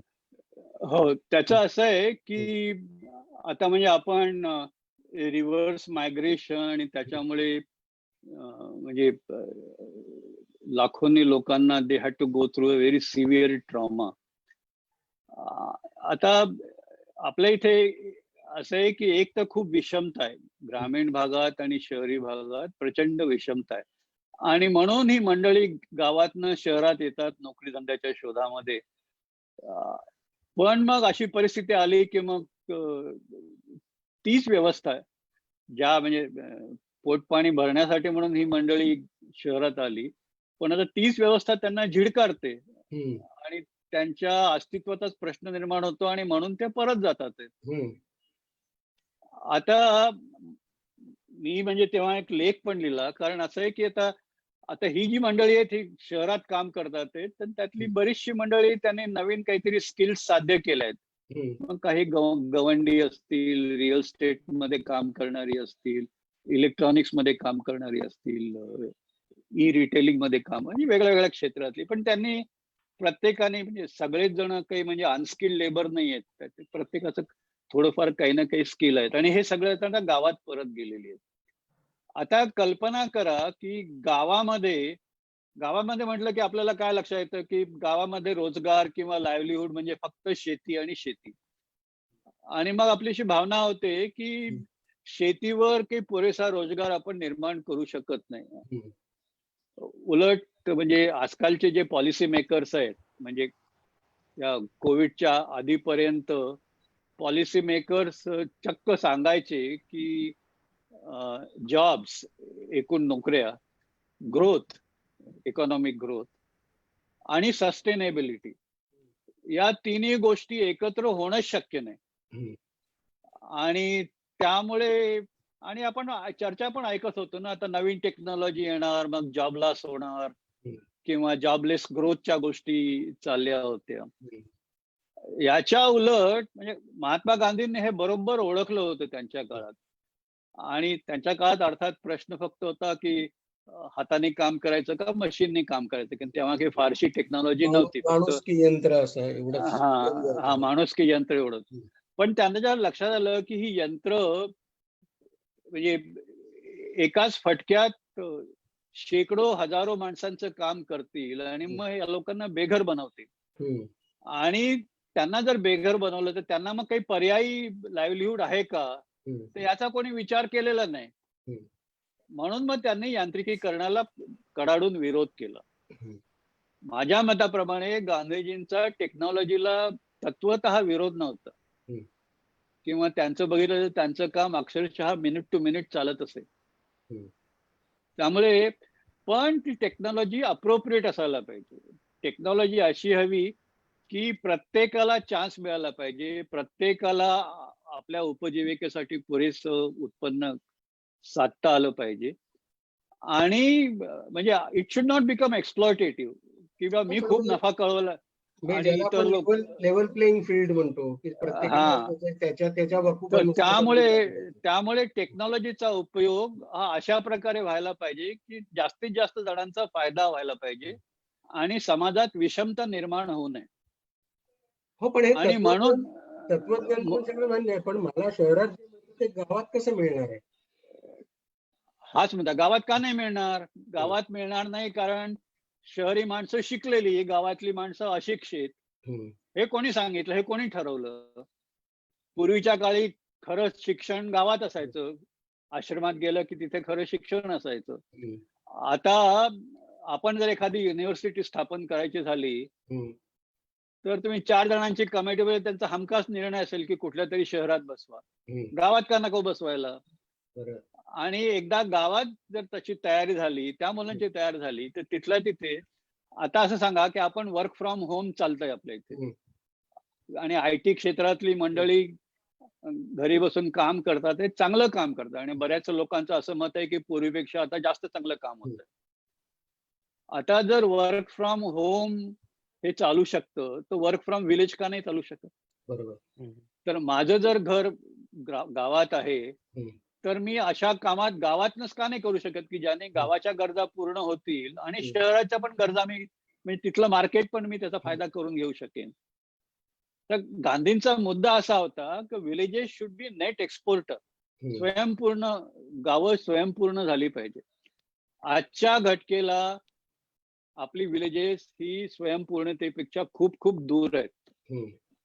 ते सगळे डिपेंडंट आहेत आणि ही परिस्थिती जर बदलायची झाली तर आपल्याला ग्रामीण भागामध्ये नवीन तंत्रज्ञान, मग ते शेतीविषयक असो किंवा IT बद्दल असो किंवा नवीन एक्सपोनेन्शियल टेक्नॉलॉजी बद्दल असो, कसे असो, पण हे सगळं तंत्रज्ञान आपण तिथे म्हणजे गावातल्या लोकांची त्याची ओळख करून दिली पाहिजे आणि त्याचा ते उपयोग कसा करू शकतील हे त्यांना समजावून सांगितलं पाहिजे आणि त्याच्यातनं त्यांची उपजीविका वाढवली पाहिजे.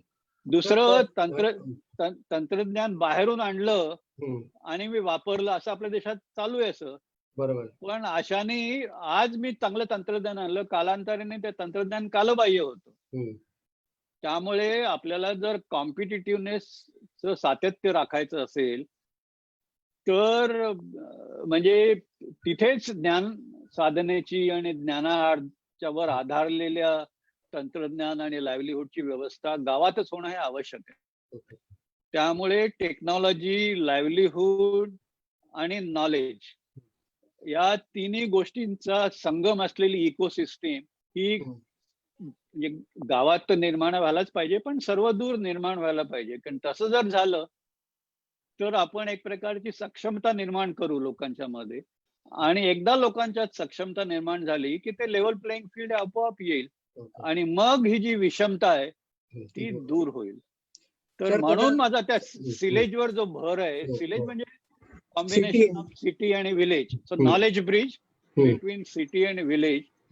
आणि महात्मा गांधींचं हेच म्हणणं होतं. म्हणजे त्यांच्या वेळेला त्यांनी शिक्षणावर केवढं तरी काम केलं, टेक्नॉलॉजी म्हणजे स्पिनिंग, विविंगच्या बद्दलच्या अशा अनेक गोष्टी केल्या आणि त्या काळाला जे काही अनुरूप होतं त्या दृष्टीने त्यांनी काम केलं. पण तीच तत्व आपण जर आज नवीन परिस्थिती, नवीन टेक्नॉलॉजीच्या अनुषंगाने वापरली तर मला वाटतं बरंच काही होणं शक्य आहे. आपण आणि म्हणून मी सिलेक्टच्या मागे आहे. बदललेल्या सिलेक्टमुळे किंवा सिलेक्टच्या संकल्पनेच्या दृष्टीने बदललेल्या संदर्भाकडे आपण पुन्हा येऊ. दरम्यान आपले संपादक मनोविकास प्रकाशनचे संपादक तर विलास पाटील यांना मी विनंती करतो, तुमच्याकडे प्रश्न आले त्यातला तुम्हाला जो विचारायचा असेल तर आपण कृपया विचारा. हा, एक 2 प्रश्न आलेले आहेत. अगोदरचे जे काही मुद्दे आपण चर्चेला घेतले होते त्या अनुषंगाने जे 2 प्रश्न आहेत. एक प्रमोद शिंदे यांचा प्रश्न आहे, भारताच्या अणुविश्वातील भविष्य काय आणि यासाठी तरुणांनी स्वतःला कसे जोडून घ्यावे. आणि दुसरा एक प्रश्न आहे दीपक मदन यांचा, की भारत चीनमध्ये जो सध्या तणाव सुरू आहे तर त्या पार्श्वभूमीवर आपल्या अणुक्षमतेविषयी काय तुम्ही सांगू शकाल का?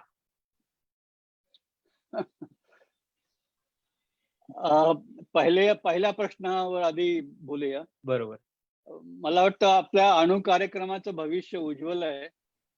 अजून असं आहे, लोकांच्या मनात अणुशक्तीबद्दल थोडीशी भीती आहे, कारण त्याला हिरोशिमा नागासाकीच्या ॲटम बॉम्ब एक्सप्लोजनची पार्श्वभूमी आहे.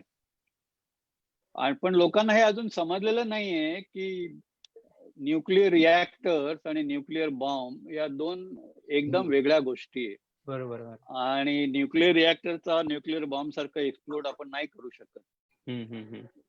तर आणि दुसरं, लोकांना म्हणजे रेडिएशनची पण भीती वाटते की बा याच्यानी कॅन्सर होतो का. मी लोकांना नेहमी विचारतो की बाबा तुम्हाला कॅन्सर झाला आणि तुम्ही हॉस्पिटलमध्ये तुम्हाला ट्रीटमेंट कशी करतात. त्याच्यामध्ये पण रेडिएशनचा फार महत्वाचा रोल असतो. तर म्हणजे अजून आपलं हे लोकांचं प्रबोधन जितकं व्हायला पाहिजे तितकं झालेलं नाहीये. पण ही बाब आपण सगळीकडे पोहोचवली पाहिजे की म्हणजे रेडिएशन असं कुठलीही गोष्ट, म्हणजे रेडिएशन एका प्रकारची ऊर्जा आहे.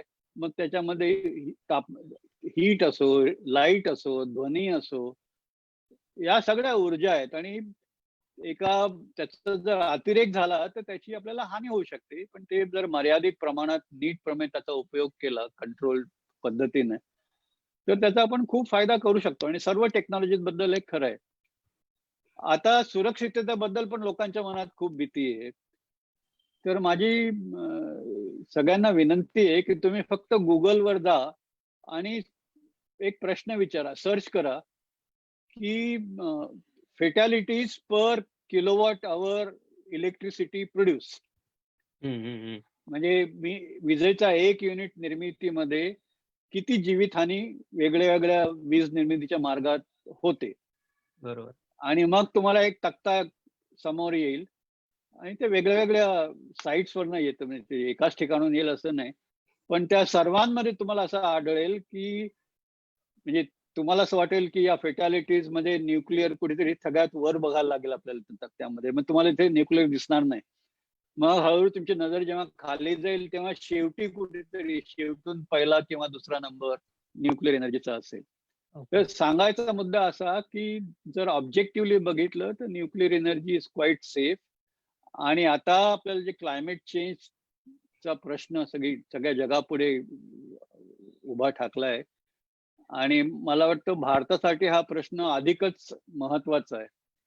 कारण एक तर भारताची म्हणजे उर्वरित ऊर्जा जी पाहिजे, गरज आहे, आज जी ऊर्जा वापरतो त्याच्यापेक्षा अधिक ऊर्जेची जी गरज आहे ती भारतामध्ये इतर कुठल्याही देशापेक्षा जास्त आहे. चायनापेक्षा सुद्धा आपल्याकडे गरज जास्त आहे, कारण आपली आजची स्थिती फार लो लेवलवर आहे. आणि म्हणून सगळ्या जगाचं आपल्याकडे डोळे वटारून लक्ष आहे की तुम्ही आता कोळसा वापरणार, अधिक कार्बन डायऑक्साईड निर्मिती करणार आणि मग अख्ख्या जगाचं नुकसान होईल. त्यामुळे आपल्याला एका बाजूने कार्बन डायऑक्साईड एमिशनवर बंधन आहे, दुसऱ्या बाजूला आपण आपली ऊर्जेची निर्मिती क्षमता वाढवणं आवश्यक आहे. आणि मग अर्थातच साहजिकच आपण रिन्युएबल एनर्जीवर खूप भर देत आहोत आणि ती चांगली गोष्ट आहे, सौर ऊर्जा, पवन ऊर्जा. पण सौर ऊर्जा, पवन ऊर्जा याच्याने आपली सगळी गरज भागेल, विशेषतः ज्याला आपण म्हणतो बेस लोड एनर्जी, कारण या सगळ्या व्हेरिएबल एनर्जीज आहेत. 12 महिने 18 का, किंवा ज्याला आपण इंग्रजीत 24/7 असं, त्या पद्धतीने काही ऊर्जा उपलब्ध नाही होत. मग लोक म्हणतात नाही नाही, पण बॅटरी टेक्नॉलॉजी स्वस्त होईल. हो, होईल, पण त्याचं जर एकूण तुम्ही गणित मांडलं, आणि म्हणजे हे बरेच रिपोर्ट्स आहेत त्याच्यावर, अभ्यास उपलब्ध आहेत, आणि तुम्ही जर केलं की मला जर भारत एक गरीब देश आहे, तर मला एक ऑप्टिमम कॉस्ट सोल्युशन पाहिजे की ज्या योगे माझ्या ऊर्जेची गरज पूर्ण होईल, पण कार्बन डायऑक्साईडचं एमिशन वाढणार नाही. तर त्याच्यामध्ये न्यूक्लिअरचा महत्वाचा सहभाग असणं हे अत्यंत आवश्यक आहे. आणि ही माझ्या मताप्रमाणे दगडावरची रेघ आहे. कोणाला पटो किंवा ना पटो, कालांतराने त्या सगळ्यांना पटेल. सर तुम्ही आता पटो किंवा न पटोवरनं एक मिनिट पण म्हणून तरुण मंडळींना मी स्पष्टपणे सांगेन, अणुऊर्जेचं भविष्य उज्ज्वल आहे. हा, चंद्रकर. त्याच्यातला तुम्ही पटो किंवा न पटोवरनं महाराष्ट्रातला एक ताजा जो संदर्भ आहे, ताजा म्हणजे अलीकडच्या काळातला, की जैतापूरमध्ये आपण ज्या वेळेला प्रकल्प करायला घेतला, तर त्याला झालेला जो विरोध होता, म्हणजे एकीकडे तुमच्यासारखे शास्त्रज्ञ सांगतात की आपल्या देशाची प्रत्यक्ष विजेची गरज, आपण उपलब्ध करून दिलेली वीज, याच्यामधला जो तुटवडा आहे तो प्रचंड मोठा आहे. जगभरातलं अर्थशास्त्र जर पाहिलं तर तुम्ही विजेचा प्रति माणशी किती एकक तुम्ही वीज वापरता, किती युनिट्स, याच्यावरती तुमची समृद्धी मोजली जाते. आणि आहे त्या वीजेवर भागवणं आणि आहे ती गरज भागवणं, यातलं जे अंतर आहे, त्याच्यासाठी कुडनकुलम असेल, जैतापूर असेल, हे सगळे प्रकल्प अणु ऊर्जेच्या माध्यमातून राबवायचा प्रयत्न झाला किंवा सुरू झालं. त्याला होणाऱ्या विरोधाच्या बाबतीमध्ये शास्त्रज्ञ हतबल आहेत असं तुम्हाला वाटतं? नाही, हतबल नाही आहेत. कारण असं आहे की जैतापूरला अर्थातच तो प्रोजेक्ट थोडा अडखळलाय, हे निर्विवाद. पण जैतापूरचं लँड ॲक्विजिशन जवळपास पूर्ण झालेलं आहे. तर त्यांचं म्हणजे फ्रान्समध्ये जे हस्तांतरण झालं आरेवाकडनं EDF कडे, इलेक्ट्रिसिटी द फ्रान्स कडे, आणि त्या ज्या वाटाघाटी परत चालू आहेत त्या पूर्ण होत नाहीये काही कारणास्तव. विशेषतः म्हणजे असं आहे की आपल्याला म्हणजे जैतापूर प्रकल्प हवाय, पण again not at any cost. तिथनं जी वीज निर्मिती होईल त्याची किंमत आपण भारतात जी वीज निर्मिती करतो त्याच्यात समतुल्य असायला पाहिजे ना, त्यापेक्षा खूप जास्त असता कामा नये. आणि म्हणून त्या वाटाघाटी अजून चालू आहेत आणि त्या पूर्ण झाल्या नाहीत. पण आपल्याकडे पर्याय आहेत ना, कारण आपल्या इथले हेवी वॉटर रिॲक्टर्स जे आहेत त्याच्यातनं आपण म्हणजे वीज निर्मिती करतोच कॉम्पिटिटिव्हली. आणि त्याचा एक मोठा कार्यक्रम आत्ताच चालू आहे. भारत सरकारने 700 मेगावॉट विद्युत केंद्रांच्या निर्मितीला फायनान्शियल सँक्शन दिली आहे, to be done in a fleet mode. तर जैतापूर आपला अर्थातच फ्रान्स बरोबरचा करार आहे म्हणून, पण that doesn't mean that it will go ahead at any cost. तर त्याला पर्याय आहेत आपल्याला नंतर, पण आपल्याला हा पर्याय म्हणजे काय म्हणतात त्याला, त्याचं म्हणजे सगळे पैलू पूर्णपणे तपासून बघितले पाहिजे. सर, काही वाचकांच्या किंवा आपल्या सहभागी फेसबुक लाईव्ह मध्ये सहभागी झालेल्यांचे जे प्रश्न आहेत, माझ्या मते त्याची या चरित्रामध्ये सविस्तर उत्तर आहेत. म्हणजे आता उदाहरणार्थ काहींना प्रश्न पडला की अणुभट्ट्यांची आयुर्मर्यादा काय असते, त्याच्यामधनं किरणोत्सार होत नाही का. म्हणजे याच्यात ते ध्रुवपासून ते आपल्या सगळ्या अणु कार्यक्रमाच्या याच्यामध्ये त्या प्रवासाचं सगळं अत्यंत आपण वर्णन केलेलं आहे. त्यामुळे आता ते इथे घ्यावं का घेऊ नये असा प्रश्न आहे. आणि चीनच्या बद्दल मगाशी विलास पाटलांनी जो एक वाचकाचा जो प्रश्न विचारला होता त्याचं मला वाटतं उत्तर तुम्ही माझ्या थेट प्रश्नामध्ये दिलेलं होतं की अर्थातच चीनशी सुद्धा आपण तुल्यबळ या बाबतीमध्ये आहोत. त्याच्यात काही आपण सक्षम नाही आहोत वगैरे असं मानण्याचं कारण नाही, काही कारण नाही. त्याच्यातला मला आणखी एक प्रश्न लेखिकेला विचारायचा आहे, तुमच्या परवानगीने मी तो विचारतो. हो जरूर. खरं म्हणजे तुम्ही त्यांच्याशी जास्त बोला. नाही ठीक आहे. अनिता, दुसरा एक प्रश्न लेखिका म्हणून मला कायम असं वाटलं की प्रत्येक गोष्टीला उत्पादन असते, कुठलंही उत्पादन असतं. आता हे पुस्तक हे आपण चरित्र हे उत्पादन मानू, त्याचा टार्गेट ऑडियन्स काय डोळ्यासमोर होतं, की कोणासाठी हे लिहिलं आणि कोणी ते वाचायला पाहिजे. म्हणजे हे काय ज्याला म्हणायचं कमीत कमी हाताळणी होऊन शोकेसमध्ये राहावं की शाळांच्या लायब्ररीज मध्ये ते फाटेपर्यंत वाचलं जावं? काय हेतू काय होता? कोणी वाचलं पाहिजे आणि का वाचलं पाहिजे? सुरुवातीला जेव्हा मी हे चरित्र लिहायला घेतलं तेव्हा माझ्या मनात जो विचार होता तो थोडा थोडा नंतर बदलत गेला. माझ्या मनात असा विचार होता की मी BRCत होते, त्यामुळे सरांना मी director BRC, chairman atomic energy commission अशा पदांवर बघितले आणि मला जेवढे म्हणजे मी BRCतल्या एखाद्या एम्प्लॉईला कळू शकतं की म्हणजे what a big position chairman AEC is आणि केवढा असतो. तर आणि अर्थात असं होतं की इतर अनेक लोकांकडनं सरांच्या कामगिरीविषयी खूप काही ऐकलं होतं, त्यामुळे त्यांच्याविषयी विलक्षण आदर हा तर होताच. पण मला तेव्हा असं वाटत होतं की त्यांच्याविषयीचा आदर आपण अशा पद्धतीने मांडला पाहिजे की जेणेकरून त्यांच्याविषयी आदर का वाटायला हवा लोकांना, हे वाचकांपर्यंत पोचायला हवं. आणि त्याच्यासाठी ठराविक कोणी ऑडियन्स असावा असं काही मला वाटत नव्हतं, जे कोणी पुस्तक वाचतील ते. पण आज हे चरित्र सगळं संपन्न झाल्यानंतर माझं उत्तर निराळ आहे. मला असं वाटतं की जसं आपण ज्ञानेश्वरी वाचतो सगळे मराठी माणसं, तसा हा ग्रंथ सगळ्यांनी वाचावा. मी लिहिला म्हणून मी सांगत नाही. हा ज्यांचं चरित्र आहे, त्यांनी दिलेलं जे योगदान आहे, त्यांनी समाजासाठी जे जे काही केलेलं आहे आणि त्यांची जी सगळी जडणघडणाची प्रक्रिया आहे आणि त्यांनी जे आपल्या समाजासाठी, देशासाठी जे जे काही केलं ध्येयनिष्ठेने, डेडिकेशन, कमिटमेंट, हे विशेषतः विद्यार्थी वर्गाने त्यांच्याकडनं खूप शिकण्यासारखं आहे. म्हणजे त्यांची एक तुम्ही विद्यार्थी दशा बघा की त्याच्यात सुद्धा अगदी ते शाळेत असताना ते खरगोण मध्य प्रदेशात होते. तर आजींनी सांगितलेली गोष्ट आहे की मुलगा जरी लहान असला तरी तो एकाग्र चित्तेने घराच्या बाल्कनीत बसून अभ्यास करत असे, शाळेतला मुलगा. हेच सर जेव्हा इंजिनिअरिंग शिकत होते तेव्हा सुद्धा ते रात्र रात्र बसून अभ्यास करत होते आणि त्यांच्या अभ्यासाचं स्वरूप काय होतं, तर संकल्पना समजेपर्यंत त्या आपल्या मनात स्पष्ट होईपर्यंत त्याचा विचार करणे. हा संदेश तरुण पिढीपर्यंत जाणं खूप महत्वाचं आहे. आणि त्याच्यानंतर अगदी महत्वाची गोष्ट म्हणजे की एक आपलं ऑफिशियल एज्युकेशन संपलं, मला डिग्री मिळाली, ह्याच्यानंतर तिथे पूर्णविराम असतो का, तर तो नसतो. तर सरांच्या आतापर्यंतच्या बोलण्याच्या अनुषंगाने आपल्याला लक्षात आलं असेल की ज्ञानाला आलसेला वयाचं आणि विषयाचं कुंपण नसावं. ती तुमची शिकण्याची प्रक्रिया निरंतर चालू म्हणजे राहणं गरजेचं असतं आणि ते त्यांनी स्वतःच्या आयुष्यात उदाहरणाने दाखवून दिलेलं आहे.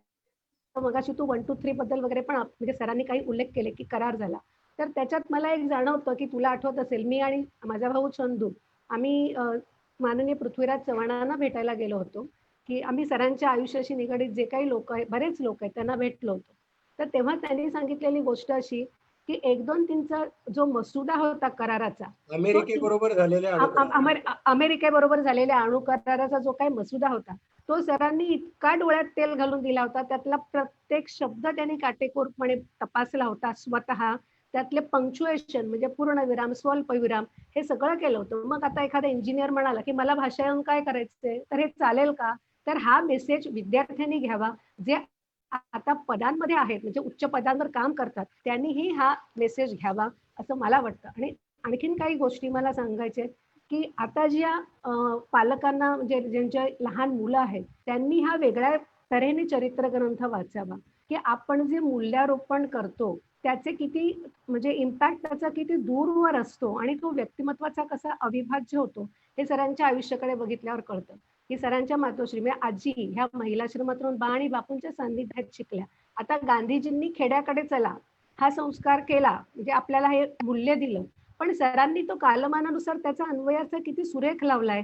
तर हे जे सगळं आहे ह्या चरित्रात खूप तुम्हाला म्हणजे बघायला मिळेल. आणखीन एक गोष्ट म्हणजे की आत्ताच्या समाजामध्ये जेव्हा आपण इतर अनेक लोक बघतो तेव्हा मूल्याधिष्ठित जीवन जगणाऱ्या व्यक्ती फार थोड्या आहेत आणि त्यामुळे सरांचं आयुष्य बघितलं की ते असं वाटतं की ते दीपस्तंभासारखे आहेत. नंतर आता निवृत्तीच्या काळातल्या लोकांच्यासाठी असं आहे की सर हे ही जे गिव्हर ते दाता आहे. कारण आजींचं तत्वज्ञान होतं की जे आपल्या जवळ आहे ते आपलं कुठे आहे, ते तर देण्यासाठीच आहे. तर त्यामुळे सरांच्याकडे जे काही त्यांची विलक्षण बुद्धिमत्ता आहे, ज्ञान आणि शहाणपण म्हणजे मी विजडम ह्या अर्थाने वापरते इथे हा शब्द, तर ते सगळ्या गोष्टी ह्या आपल्या समाजाला कशा उपयोगी पडतील, जेणेकरून आपल्या देशाचा कसा विकास होईल, ह्या सगळ्यासाठी वापरत आहेत.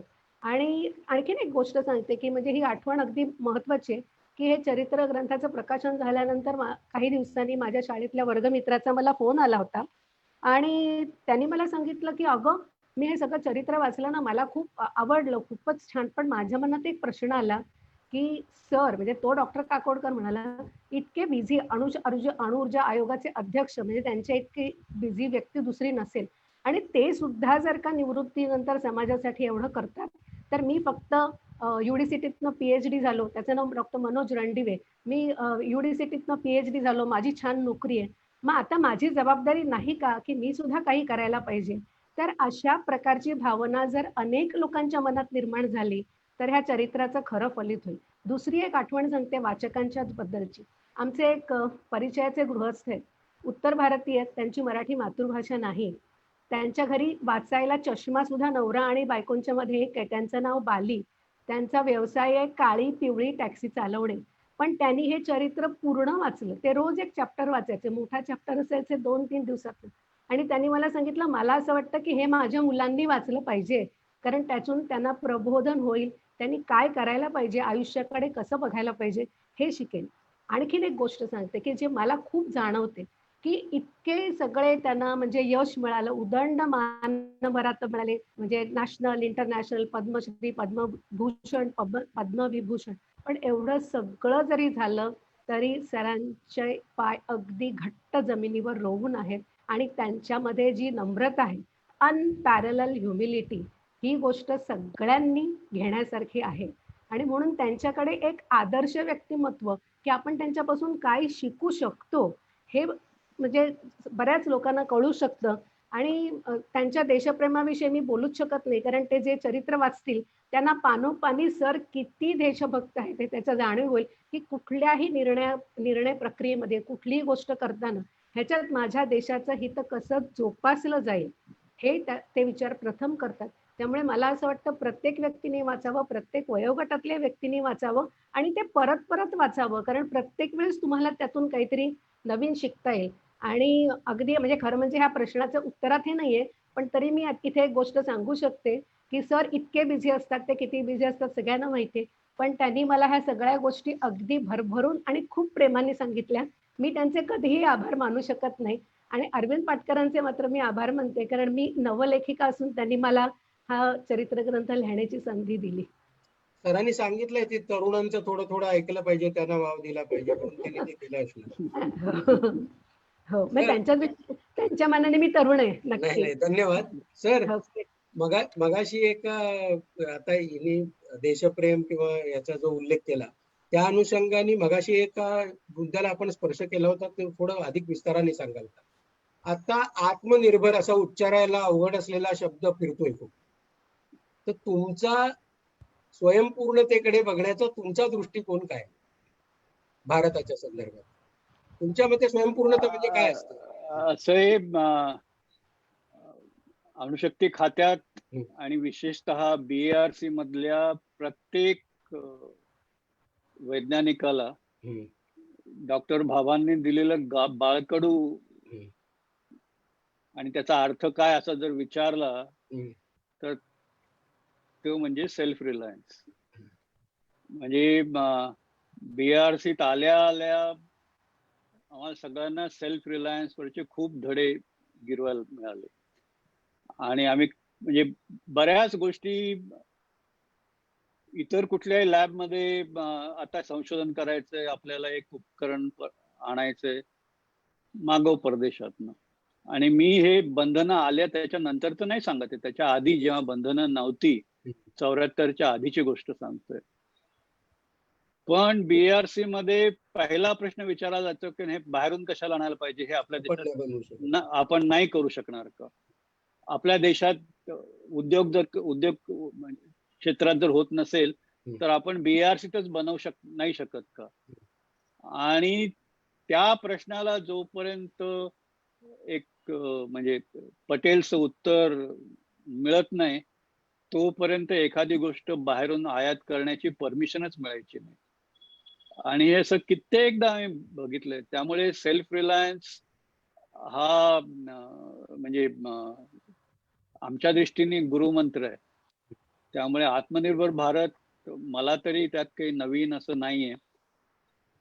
दुसरा त्यातला मुद्दा असा आहे की सेल्फ रिलायन्स म्हणजे आपल्या अवतीभोवती एक आयर्न कर्टन उभारायचा आणि म्हणायचं की मी तुमच्याकडनं काही घेणार नाही, मी तुम्हाला काही देणार नाही, अं, असा त्याचा अर्थ नसतो. कारण असं जर झालं तर मग कुठेतरी असं आहे की तुम्ही सगळ्याच गोष्टी स्वतःच करणार असं जर ठरवलं तर मग तुमच्या प्रगतीला सुद्धा खीळ बसत नाही, कारण तुम्हाला नवीन नवीन गोष्टी पण करायला पाहिजेत. त्यामुळे सेल्फ रिलायन्सचा अर्थ माझ्या दृष्टीने म्हणजे immunity from getting in to vulnerability, okay. याला मी सेल्फ रिलायन्स म्हणतो. म्हणजे आता अगदीच काय म्हणतात त्याला ट्रिव्हियल करून सांगायचं तर म्हणजे आता अटॉमिक एनर्जी मध्ये आम्हाला वेगळ्या वेगळ्या गोष्टी लागतात, पण त्याच्यामध्ये काही गोष्टी आहेत ज्या अगदी साध्या सोप्या आहेत, पण भारतात त्या निर्माण होत नाहीत किंवा पूर्वी तरी निर्माण होत नव्हत्या. म्हणून मग अणुशक्ती खात्याने त्याची पण निर्मिती करायला सुरुवात करायची का? तर त्याचं उत्तर जोपर्यंत आपल्याला ती वस्तू केव्हाही विकत घेता येईल याची खात्री आहे, ती केव्हाही विकत घेण्यामध्ये बंधनं येणार नाही त्याची खात्री आहे, तर मग ते आयात करायला काय हरकत नाही.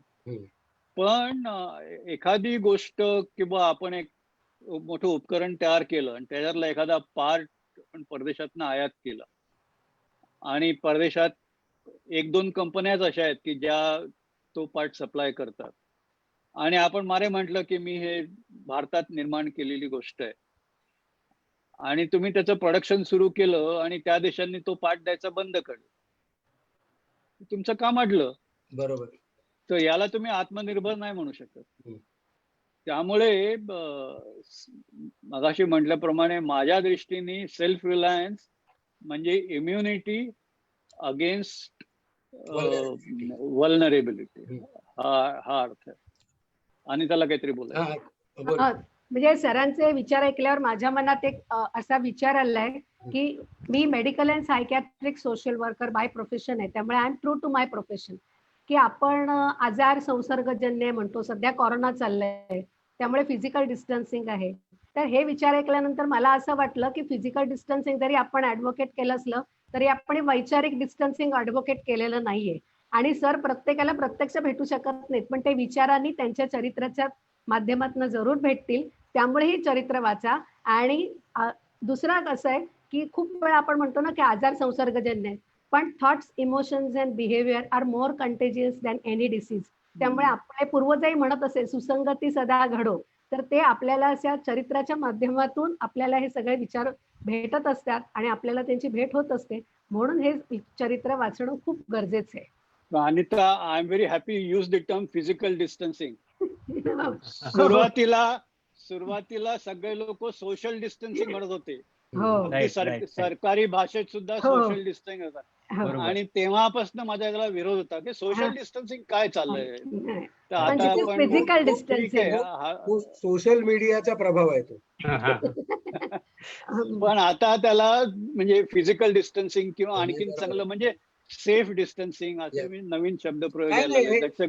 हे ट्रक चालवणाऱ्यांनी खूप आधीपासून लिहून ठेवले, सुरक्षित अंतर ठेवा असं ते मागे लिहिलं. That is called as highway literature. तर सर तुम्हाला दोन व्यक्तिगत प्रश्न सारखे अनेक लोकांना त्याच्याबद्दल कुतूहल आहे म्हणून विचारतो. एक म्हणजे तुम्ही मगाशी जो उल्लेख झाला खरगोण मधलं तुमचं शालेय शिक्षण, छोट्याशा खेड्यामध्ये तुम्ही शिकला, तुम्ही काय इंग्रजी माध्यमात तिथे शिकला नाही. नंतर तुम्ही चेअरमॅन ॲटॉमिक एनर्जी पर्यंत गेला, अणुसारख्या विषयामध्ये, फिजिक्स मध्ये किंवा इंजिनिअरिंग मध्ये तुम्ही काम केलं. हे सगळं करत असताना तुम्हाला आपण मातृभाषेतून शिकलो याचा कधी अडसर जाणवला का? म्हणजे आता हे बघणारी जी मुलं आहेत त्यांच्या दृष्टीने मी जर मातृभाषेत शिक्षण घेत असेल मला मोठं होण्याला मर्यादा आहे असं एक कारण नसताना ते जे वाटत असतं ते वाटणं बरोबर आहे का? असं आहे, मी स्वतः खूप काय म्हणतो खूप लकी ठरलोय त्या बाबतीत. कारण जसं तुम्ही म्हणाला तसं माझं प्राथमिक शिक्षण मराठी भाषेतनं झालं, माध्यमिक शिक्षण हिंदी भाषेतनं झालं आणि उच्च शिक्षण इंग्रजीतनं झालं.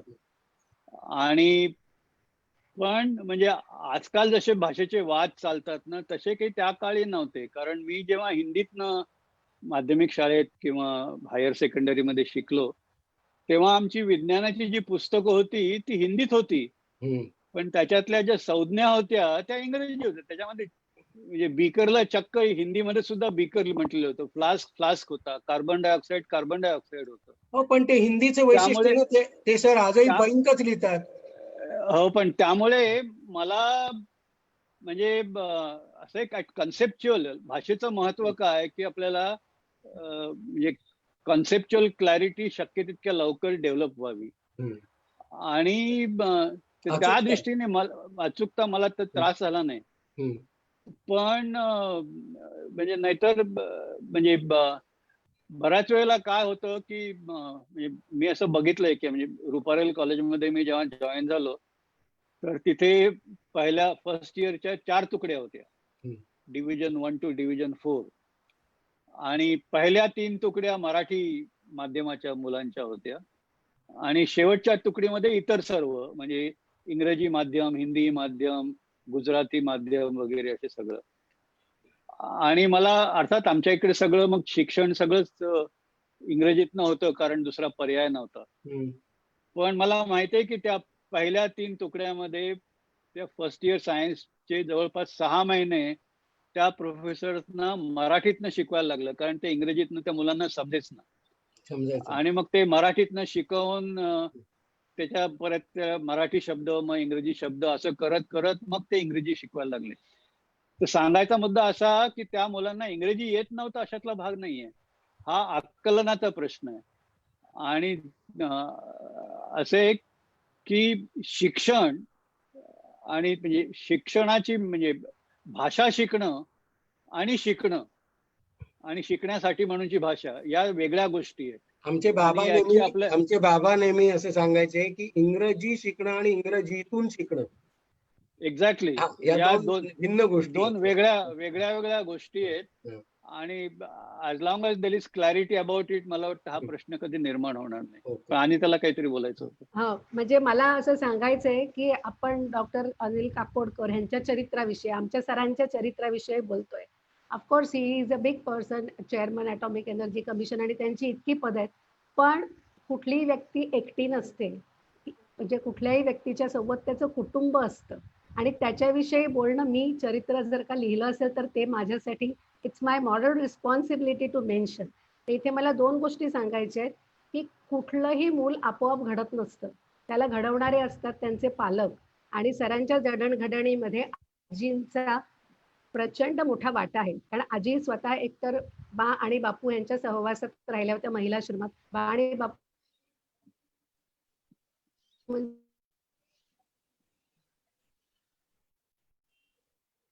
फ्रीज झालं. म्हणजे महात्मा गांधीजी आणि कस्तुरबा यांच्या संदर्भात आजींच्या वरती गांधी फिलॉसॉफी दोन्ही मुलांमध्ये संक्रमित उत्तम रीतीने करू शकल्या. आणि आणखीन एक महत्वाची गोष्ट म्हणजे, ऐकू येतंय का, की आजींनी बालशिक्षणाचं प्रशिक्षण ताराबाई मोडक आणि दस्तूरखुद्द मॉन्टेसरी मॅडम कडनं घेतलं होतं. आणि ह्या साऱ्याचा उपयोग त्यांनी शाळेमध्ये शिक्षिका असताना मुलांना शिकवण्यासाठी केलाच, पण स्वतःच्या मुलांना वाढवण्यासाठी सुद्धा खूप प्रयत्नपूर्वक केला. तिसरी गोष्ट म्हणजे की एकच व्यक्ती अनेक भूमिका निभावत असते.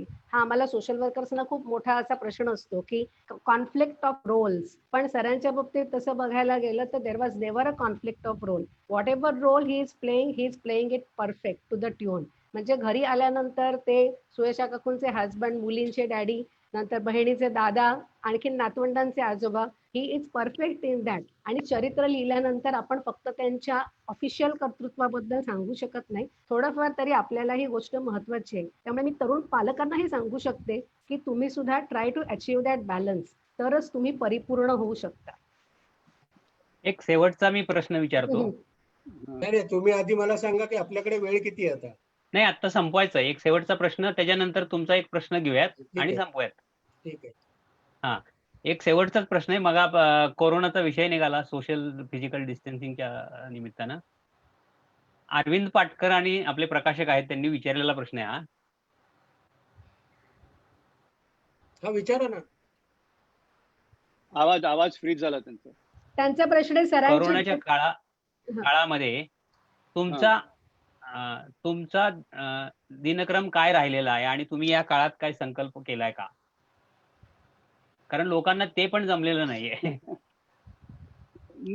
नाही, माझं काम म्हणजे असं आहे, आता अर्थातच मी पूर्वी बाहेर खूप फिरायचो, आता मी घरातच असतो, बाहेर जात नाही.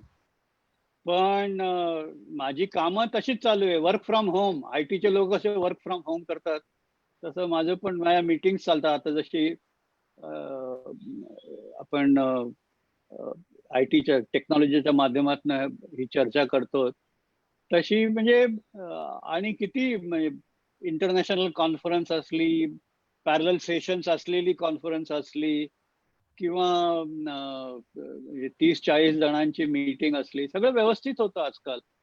प्रश्न फक्त एवढाच आहे की एखादी गोष्ट म्हणजे असं आहे की ऑन फील्ड, ऑन ग्राउंड सुद्धा तिथे जाणं बघणं आवश्यक असतं. कारण आपल्यामध्ये चर्चेसाठी जे लोक समोर येतात, त्याच्याच बरोबर त्यांच्या बरोबर इतर पण खूप मंडळी असतात आणि म्हणजे त्यांच्याशी काय खूप वेळ बोलायला मिळतं असं नाही, पण प्रत्यक्ष सहभाग, जवळी कशी असली तर त्यातनं आपल्याला बरंच काही समजतं आणि त्यांनाही त्याचं थोडंसं चांगलं वाटतं. त्यामुळे तो फायदा आहे आणि तो सध्या घरातनं बाहेर जात नसल्यामुळे तेवढं फक्त एक वैगुण्य आहे. पण बाकी काम माझं तेवढंच चालू आहे, उलट थोडंसं जास्तच चालू आहे असं मी म्हणेन. कारण आता जाण्या येण्याचा वेळ जात नाही ना, अजिबात प्रवासाचा वेळ जात नाही. त्याच अनुषंगाने एक पुढचा प्रश्न त्यांनी विचारला, तुमचा संकल्प तुम्ही काही केलाय का, असा एक त्यांचा जो उपप्रश्न. अहो, संकल्प मी पुष्कळ केलेत, पण माझा बॅकलॉग इतका जास्त आहे. सिद्धीचा प्रश्न आहे. 2 वर्षांनी चरित्र लिहिन, ते पूर्ण करायला 10 वर्षापेक्षा जास्त काळ लागला. आणि ते सुद्धा अनिता सारख्या लेखिकेने पुढाकार घेतला आणि केलं म्हणून झालं, नाही तर तेही झालं नसतं. बरोबर. पण तर असे संकल्प पुष्कळ आहेत. पण आता सर तुम्ही एका वैगुण्याचा उल्लेख केला, पण बाकी सगळं ठीक आहे जे सांगितलं. तर आता एक प्रश्न परीक्षांचा जो निर्माण झालाय, की आता सगळं, आता मुलं छोटी शाळेतली मुलं सुद्धा आता ऑनलाईन शिकतायत, नाईलाज म्हणून का होईना. मग या परिस्थितीमध्ये केवळ फिजिकल डिस्टन्सिंग मेंटेन करायचंय किंवा आता ही अडचण आहे म्हणून परीक्षेला बगल देणं हे तुम्हाला स्वतःला मानवतं का, एक. आणि शेवटचा त्यातला उपप्रश्न असा की याचा भविष्यातल्या शिक्षण पद्धतीवर काय परिणाम होणार. म्हणजे ऑनलाईन असं जर सहज करता येणं शक्य असेल तर मुलांनी 2-2 तास, 1.5 तास प्रवास करावा का? शक्य आहे का मग अशा पद्धतीचं शिक्षण? हा खरं म्हणजे खूप महत्वाचा प्रश्न आहे. थोडं मी विस्ताराने उत्तर देणार आहे. संपादकांना विचारा. चालेल ना. तर प्रश्न असा आहे की म्हणजे आता करोनामुळे आपली ही चर्चा खूप वेगळ्या अनुषंगाने पुढे येते, पण करोनाच्या आधी शिक्षणाच्या बाबतीत सगळं काही ऑलवेल होतं असं काही मानायचं कारण नाही. बरोबर. कारण जग हे खूप पुढे चाललंय आणि आपल्याला जर म्हणजे या जागतिक स्पर्धेत पुढे यायचं झालं तर आपल्याला शिक्षणाकडे खूप लक्ष देणं हे अत्यंत आवश्यक आहे.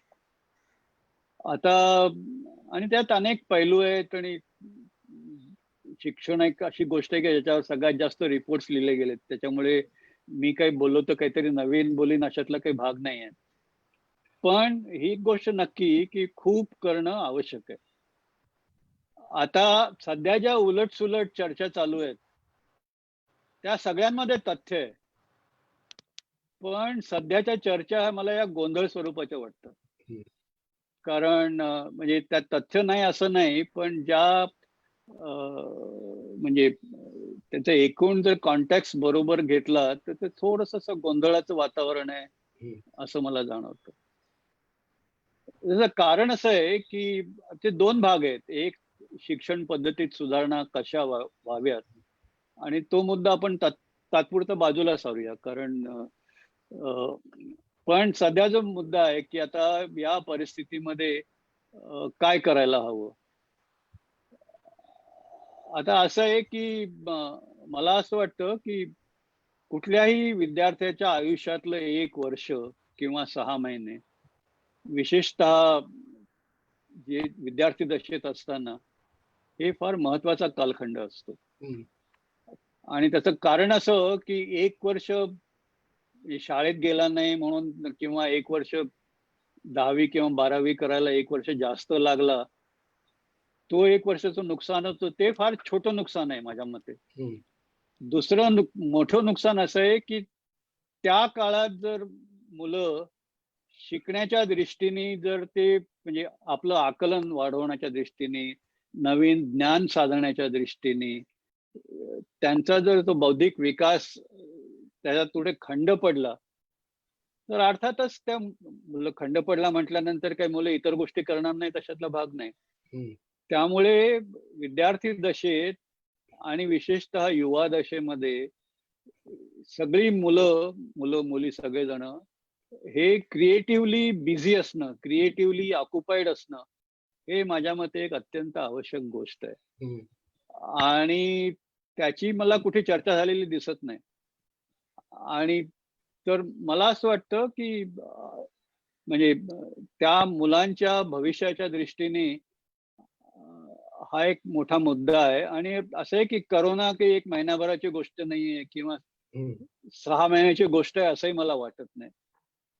त्यामुळे किंवा आता हे ढकलूया पुढे वगैरे, त्याच्यामध्ये मला म्हणजे ते सगळं ऐकलं की थोडा त्रास होतो. त्याचं खरं कारण असं आहे की म्हणजे एका बाजूला आपण बघतो की विशेषतः 10वी किंवा 12वीतले मुलं जे पुढचं करिअर निवडतात, आणि त्याच्या ऍडमिशन साठी आपण बघतो की अर्धा टक्का किंवा काही 5-10 मार्क कमी जास्त असले की त्यांचं करिअर इकडच्या तिकडे होऊन जातं, बदलतं. आता अर्थातच आपण त्यांचा ऍव्हरेज घेणार मागचं, त्यामध्ये त्यांची तुलनात्मक मार्कशीट तयार करणार. पण ते त्यांच्या दृष्टीने, कारण आतापर्यंत एक ठराविक पद्धतीने त्यांनी तयारी केलेली असते, त्यांचे काही ठराविक आडाखे असतील, आणि ते आडाखे बरोबर का चूक या त्याच्यामध्ये सुद्धा बरीच चर्चा होऊ शकते, पण त्याच्यात मी जाणार नाही आता. पण मुलांच्या करिअरच्या दृष्टीने, विशेषतः 10वी-12वीच्या मुलांच्या दृष्टीने हा खूप महत्वाचा प्रश्न आहे. त्यामुळे मला असं वाटतं की आणि आजकाल परीक्षा घेणं आणि सोशल डिस्टन्स राखून किंवा म्हणजे कम्प्युटर टेक्नॉलॉजीच्या माध्यमातून परीक्षा घेणं, म्हणजे याच्यात थोडी मेहनत करायला पाहिजे. नाही असं नाही, म्हणजे अगदी सोपं आहे असं माझं म्हणणं नाही, पण ते अशक्य पण नाहीये. आणि त्यामुळे तशी काहीतरी व्यवस्था, म्हणजे त्याला समजा 1-2 महिने जास्त लागले असते, पण तशी व्यवस्था करणं हे माझ्या दृष्टीने अधिक श्रेयस्कर ठरेल. पण हा एक महत्वाचा मुद्दा आहे. दुसरा असा की आजच्या या परिस्थितीमुळे म्हणजे शिक्षणाचं एकूण म्हटलं की ते आपण नंतर घेऊया, पण टेक्नॉलॉजीचा शिक्षणासाठी उपयोग, विशेषतः म्हणजे ऑनलाईन शिक्षण किंवा लाईफ लॉंग एज्युकेशन नंतर सुद्धा. माझे प्रोफेसर दीपक फाटकांनी जे आकाश टॅबलेट आणलं होतं, हा, तर त्याचे बरेच पैलू आहेत त्याच्यामध्ये. पण असं आहे की तो जो मार्ग आहे, त्या मार्गांकडे आपल्याला केव्हा ना केव्हा जायला लागेल हे नक्की.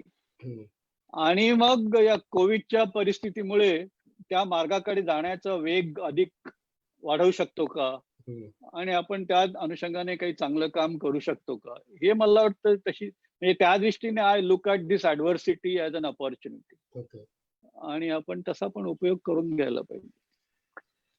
ठीक आहे. संकटाचं संधीत रूपांतर करण्याची ऊर्जा तुम्ही आम्हाला दिलीत. आज या FB लाईव्ह मध्ये तुम्ही आलात, सहभागी झालात, त्याबद्दल तुमचे मनापासून आभार. लेखिका Anita Thank you. Patil, Manovikas Thank you. विकासांनी ही संधी आम्हाला दिली त्याच्याबद्दल त्यांचेही आभार.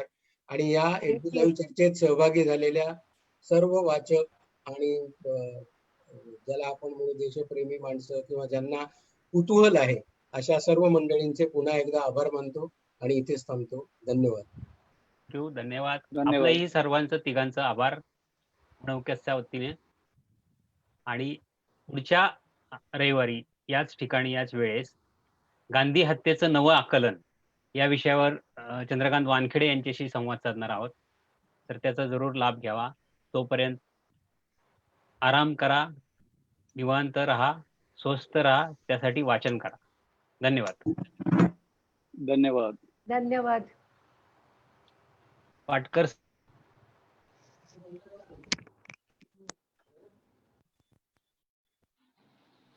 काढलेले प्रश्न विचारले चालू आहे. तिकडे लेट येत असेल. दिसतं पाहिजे.